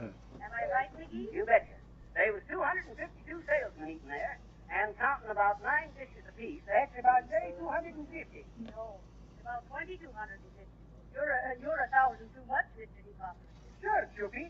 In a restaurant business, when you make out the check, first guessing is always too much. You're telling me. I got one big tray, loaded all them 2,250 dishes onto it, and waltzed them out into the kitchen without dropping a single poppy seed off in a single roll. That's why maybe I think you should be carrying these dishes back to the kitchen. Tables in restaurants is no places for dirty dishes. Oh, shucks, Nick, I showed you I could carry him, didn't I? Well, McGee, go on. Carry him out to the kitchen. Okay. Up you go. Up. There. You think he can make it, Choopy? Oh, don't you worry about McGee. I make him watch and dry the dishes every now and then. Look out for the door, McGee.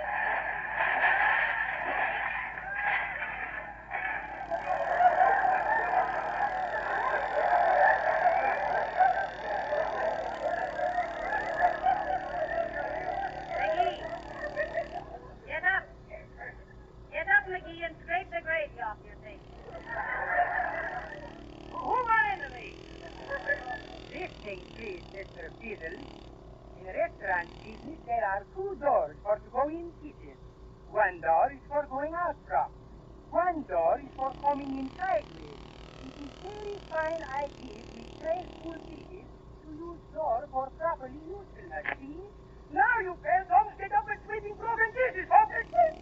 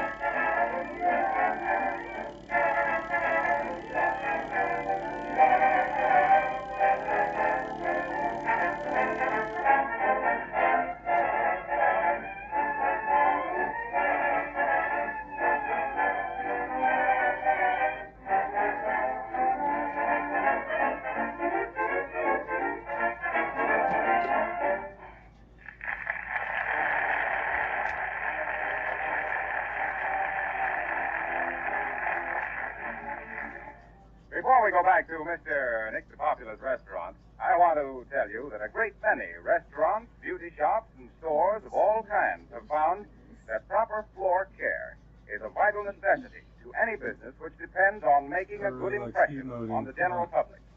Floors that are wax polished are more attractive to customers, actually help business because they look so much cleaner and brighter. Managers of restaurants, beauty shops, as well as office buildings find that waxing saves both money and time in the upkeep of large floor areas. Wax seals the pores and cracks of wood and linoleum against dirt and grime and does away with the old-fashioned methods of floor scrubbing. S.C. Johnson and Son Incorporated, Racine, Wisconsin, makers of Johnson's Wax, will gladly send any businessman or woman information and samples of their product, especially packaged and priced for use on large floor areas. Please write on your business letterhead. And now, our little solo violinist, Audrey Cole, is going to play her own arrangement of With All My Heart. Fortissimo, carissima? No, pizzicato, kiddo.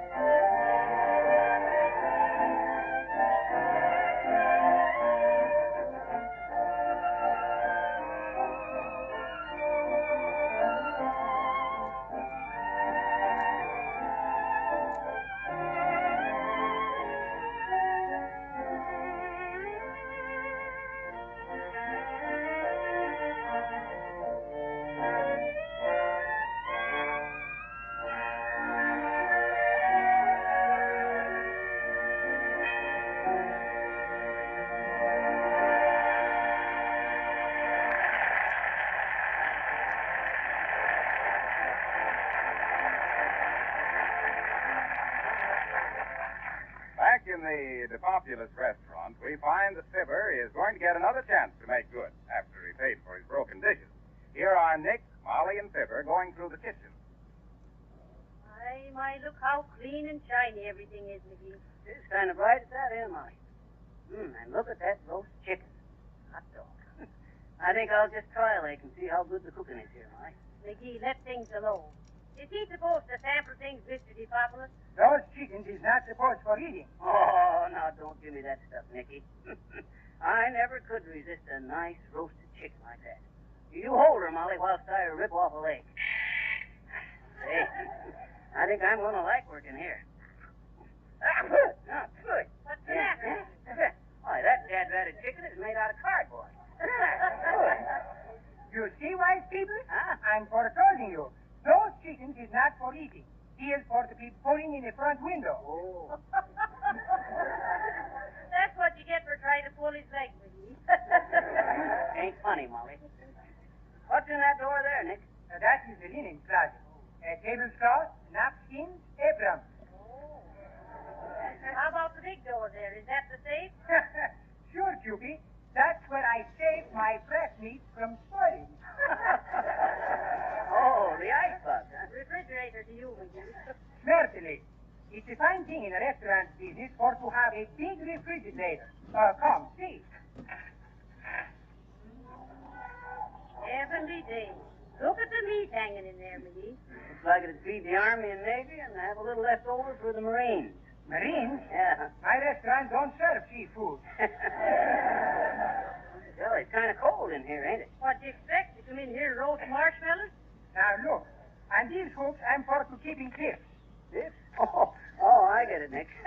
Kind of a steer house for stores and a storehouse for steers.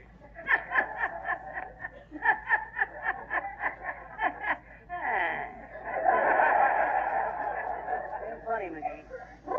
Heavenly days. Let's get out of here before we freeze. Awfully duckly. Come, I'll show you the different departments of the kitchen. Look at the stove. Must be 40 feet long. Yes, and I'd like to see the whole dad-ratted top of it covered with buckwheat cakes. Hey, what's this little squirt gun for, Nick? McGee, don't be getting into this. No, Peter. Maybe I should perhaps warn you. This chef, he is very squeamish. He has bad tempering. If you should force to annoying him, he is undoubted to killing you with a cleaver, I believe it. Why, I ain't scared of no dad-ratted cook. Be careful, McGee. He's got a wild look in his eye. And look at them shoulders. He must be as strong as a bull. Lady, he is a bull. He's cousin to Jim Longo's champion wrestling people. Oh. Say, you trying to scare me, Nick? Why, shucks, I can handle your dad-ratted cook. McGee, he's looking right at you. Oh. Hi, brother. How are you? Oh. See? That's what he does when he gets mad. Oh. He is for looking very sourpuss at you. Now, what is it you were telling me about a question, is it? Well, McGee was asking what the little squirt gun was for. I suppose that's to kill flies with or something. Oh, no, Peter. Flies we are not having in good restaurants. This little squidget, he is for making the beautiful, pretty fun things on the pastry. You grab me? I just squirt out the whipped cream and stuff for icing the cake. Sure. You're grabbing on quick, Cupid. Why, shucks, that's what I thought it was for. I suppose all you do is turn this here little handle. Oh. McGee, look what you done, nigger. And squirted it right into the cook's face. McGee, listen to that. He's sharpening his knife.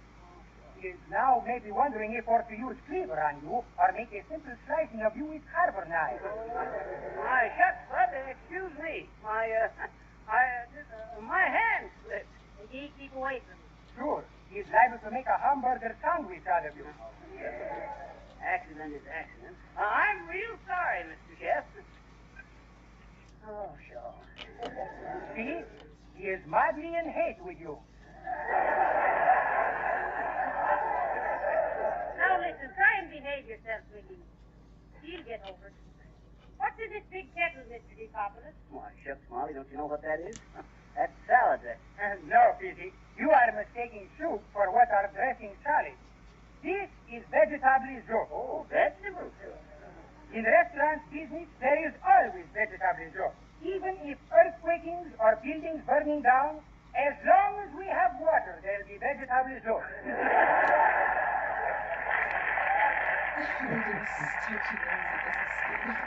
How about this clock here, Nicky? I suppose to help you to that play cards on when business is done. No, Peter. This block is for chopping cabbages for coleslaw. Hand me that head of cabbage there, Molly. Keep mine to it, Mickey. There's more brains in that head than in yours. Is that so? Look here.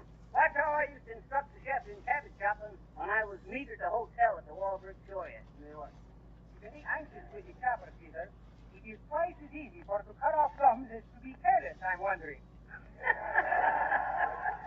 Shucks, Nick, don't you worry about me. Watch this. Mickey, not so hot, huh? The cabbage is flying all over. Oh, well, shucks, what's the difference? What was that? Look at the chef and ask him. Sure, Peter, you were for cabbaging him in the eye. Look, he's rolling up his Invented sleeve. dirt. Oh, look at his muscles. You better believe it. Who, me? Say, brother, I'm real sorry I hit you with that piece of cabbage.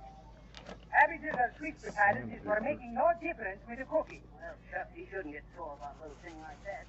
Oh, no, Peter? And don't you be angrily with him when he is cutting off your ears, too, I hope so. You hope so? Hey, listen. Don't talk so loud. Say, can he understand English? A little bit English. But he is not so fluent in languaging like educational people like we, if you think you know what you mean. You're sure he don't understand English, Nick? Yes, he's not very good for understanding. Well, I'll take that feller apart like a second-hand alarm clock. And he didn't give me none of them dirty looks, neither. Yes, you big palooka. What you say to her it's over that way for? He's over here. Well, he hurt me. Just if he bothers me, I'll make him look like the witch's witch. What was this witchy? Didn't I ever tell you about the time I wrestled four fellas at once? Oh, now, Mickey. Yes, sir. I was known as Hammerlock McGee in them days. Hammerlock McGee, the horny-handed half-Nelson, hip-cracking heavyweight of the Hudson Huskies. You got time to hear this, Nick? No, I'm Well, not. sir, I says I got tired of tossing these fellas around one by one, so I challenged the four top heavyweight wrestlers to meet me all at one time and in the same ring. You think you could win a bout like this? Why, shucks, it was fine, Poppy. When the bell rung, they all come for me, weaving and chuckling, and they rushed. But graceful as a swan, I sidestepped, and they all come together like a blast of thunder. And you run home like lightning? No, sir. I waited till they was all mixed up, then I stepped in, and quick as a flash, I give them the works, braiding arms and legs like I was making a wicker basket. Oh, I shucks. When I finished, they didn't know who was who. You are wrestling with four wrestling people with making baskets, and if you don't finish, you don't know who is for how many people there should used to be? Yep, I got the diamond-studded belt for that. But the funny part is, Nick, them fellers never could get untied again. No, sir. I had them so tied up in knots they couldn't get apart. They're making big money now in sideshows as the marvelous Switch brothers. You see, the trick was to pick them up like this. Put the stool down, Mickey. Put it down. Nick. Then get your shoulder on it like this and heave.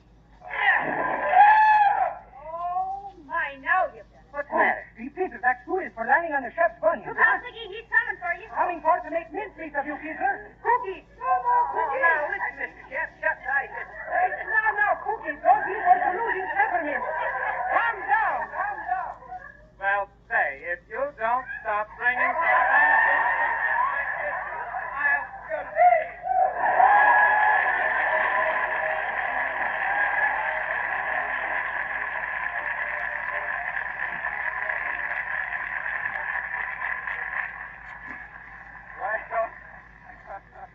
well, somehow we don't think Fibber's going to care for the restaurant business. But here is some food for thought.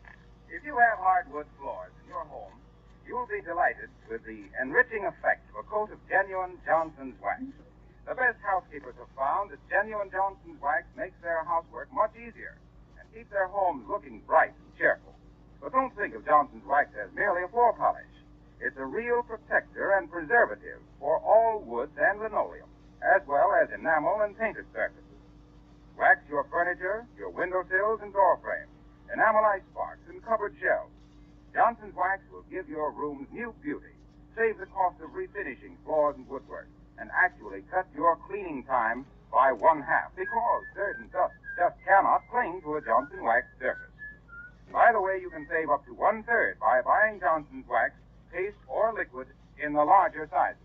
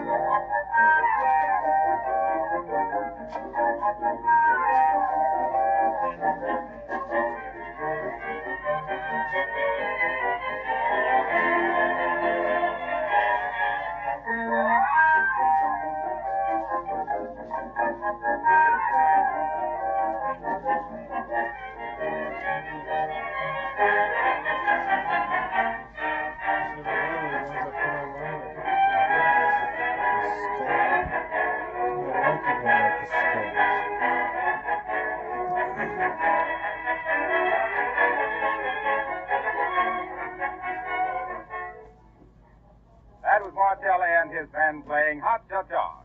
We'll meet you again next week at this same hour when Fibber and Molly invite you back to Wistful Vista for more hilarity, more harmony, and more, but need I say more? Until then, may I remind you that just as the best housekeepers use Johnson's Wax and Johnson's Glow Coat to keep their houses clean and shining, so the most particular car owners keep their cars sparkling with Johnson's Auto Wax and Cleaner. This is your old waxer of Florimonies, Harlow Wilcox, signing off with a riddle. What's the difference between Fibber McGee and me? One wise cracks and the other cries wax. Good night.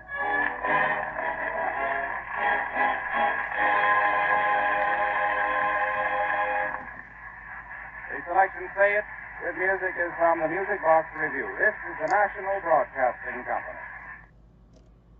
Farm Papers, Chicago. The Johnson Wax Program.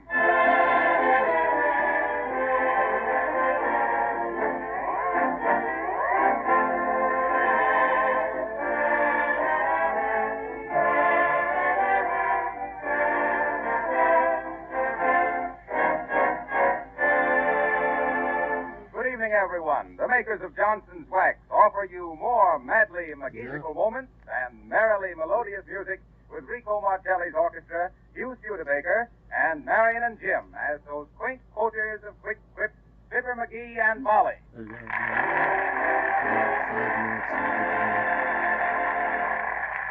Martelli and his men give us an old favorite to start off with, Alexander's Ragtime Band. Wrap it up, Rico.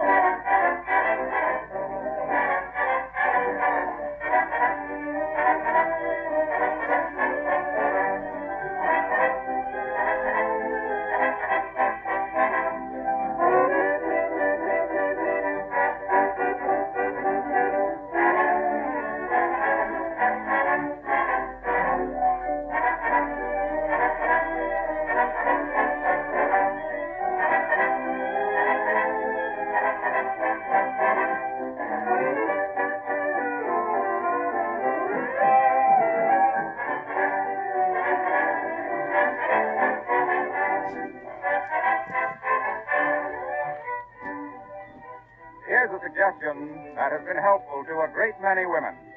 Wax your pantry shelves and cupboards with genuine Johnson's Wax. See how much cleaner they stay. And notice that dishes never stick to the shelves after they've had a coat of Johnson's Wax.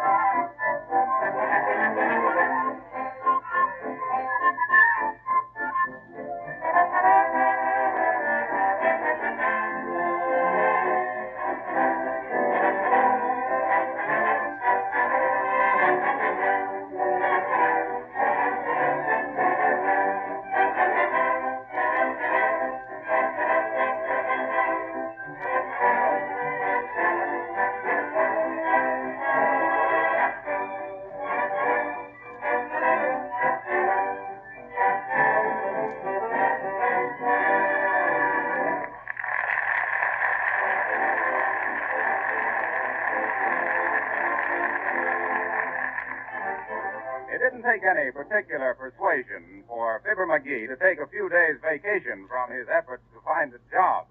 He's enjoying his newfound leisure, just visiting around. Here he is with Molly, just entering the police station in the Wistful Vista Town Hall. McGee, I don't know why you should be always dropping in at the firehouse or the dog pound or the police station when you could be improving your mind at the public library. Oh, just that'd be kind of selfish, Molly. That way I'd only be improving my own mind. Visiting around like I do, I can improve other people's. Oh, yeah? You got a lot of brass buttoning on people like that. Oh, well, shucks. This is a police station. They don't mind brass buttons.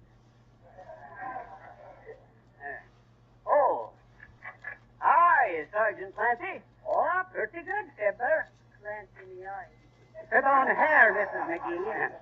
Okay. How's business today, Sarge?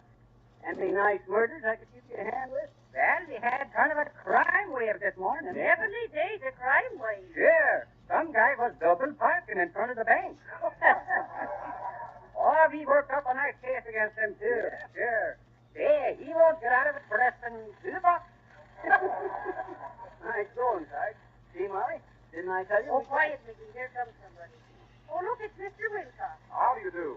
May I see the manager? What do you mean, the manager? This is the police department. Police department? I'm sorry. I thought it said police department. Of course, I'm selling Johnson's flags. Oh, hello, Mr. Wilcox. Hi, Harpo. Why, hello there, Molly and Fibber. Say, officer, these people are good friends of mine. I want you to see that they get the best cells in the place. Oh, yeah? We're just visiting, Mr. Wilcox. Yeah, lay off the wisecrack, Harpo. Well, I just thought we'd have some fun. Well, for that. Silly day, silly what? Why, where'd you get the dog, silly? Hi, ma'am. I'm Miss McGee, Miss Wilcox. I'm with police. Sit down, Echo. Hey, what's the idea, Watson? You told me you was going to bring me a bloodhound. What? But that's no bloodhound. Ain't it, boss? Then what is it? Well, for the heaven's sake, I don't know. Yes, it ain't nobody know that. Why, I thought he might be a bloodhound, boss. Where'd you get the dog, Phil? He found me. Looks like a show dog to me. What show? Uncle Tom's cabin. Why do you call him Compass, silly? Well, sir, he go round and round and points in all directions, and you never know where he is at. Lay down here, Compass. I was going to name him Descendant, ma'am, only I didn't. Descendant? Why Descendant? On account he got 4 paws, ma'am. That's a joke, ma'am. See, ma'am. I jolly looked something like a police dog I used to have once over in Scotland Yard. I jolly she was a beauty. I called her Bobby. Bobby's a boy. That was okay, Molly. She was an English bull. You get it, Molly? Bobby, English bull? Ain't funny. Okay. Hey, I never knew you got a police officer, Hitler. Who, me? Why, shucks, yeah. I was in Scotland Yard so long I begun to talk with a Scots burr. What was your specialty, Fibber? Fingerprints. Yeah. Shucks, I could have used a hound like yours in them days, sir. Is he a good tracker? Yes, sir. He track every place, boy. Shut up there, Compass. Quit scratching yourself. He may be a compass to you, silly, but he seems to be a few points off as a bloodhound. Yeah, we just got some new police equipment, and I was looking it over. Yeah. Tear gas guns, handcuffs, straight jackets. You know, I never could understand why they put a crook in a straitjacket. Reminds me of the time I invented the McGee Protector.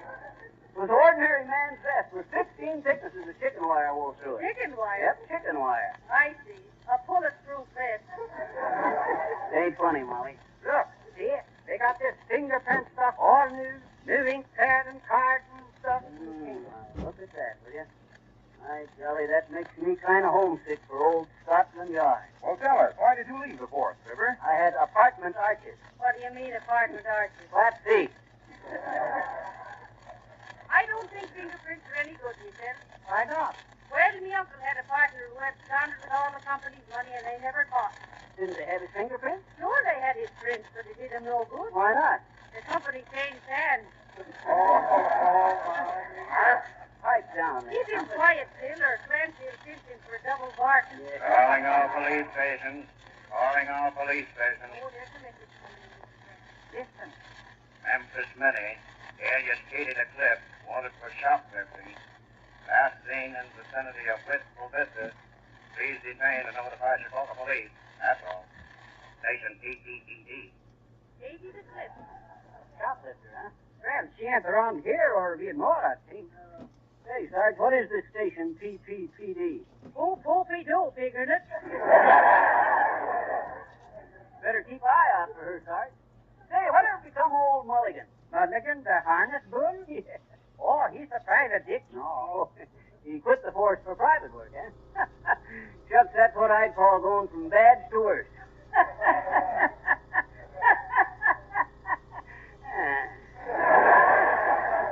Ain't funny, Mickey. Well, tell me, Sarge, what's that gadget over there on the table? Is that thing? Yes. Oh, this is what they call a lie detector. You wrap this thing around your arm like this. Here, try it on this side. Oh, I never did believe these things. Why should you? With you, it's an eye for a lie and a tooth for the truth. Let McGee take a few whacks at it. Yes. Oh, and speaking of wax, let me tell you about junk. Hi, Paul. That's better quit that stuff. You'll get a chance to do some advertising later on. That's a promise. Go on, Mr. Clancy. Try the lie detector on McGee. Okay. And you just take it. Quiet, you accomplice. That's all got to be in Trenton, New Jersey. Why, Trenton, Molly? Well, he could sing the Barker role from the jails of Hoffman. Oh. Ma'am, they say that this here compass dog used to belong to them three Stockwell sisters, ma'am. Well, I don't blame him for getting rid of him. Yes, ma'am. They say he was barking up the wrong tree, old man. That's not a joke, please, man. Come on, Sarge. Try that there lie detector on me, Sarge. Okay. Now, look. Roll up your sleeve. Yeah, that's it. Now I'll wrap this thing around your biceps. Where are your biceps? Oh, wear them in the wintertime. I forget, yeah, sure. And then you pump it up like this. Oh, well, sir, just like taking his blood pressure, isn't it? Yeah. And every little beat of the heart registers on the graph here. Well, I always heard the police was full of it. Full of what? Graph. That's rather good kidding. Go on, Sarge. Then you tell a lie, the needle jumps and makes a vital mark, see? Oh. Of course, on this hair machine, he got a fix for it rings a bell. Well, doesn't the suspect hear the bell ringing? Why, sure. That way he knows that we know he's lying, see? What not? Give the wrong answer, Gibber. What's your name? Harpo Wilcox. See? Wonderful. Yeah, that's pretty good, ain't it?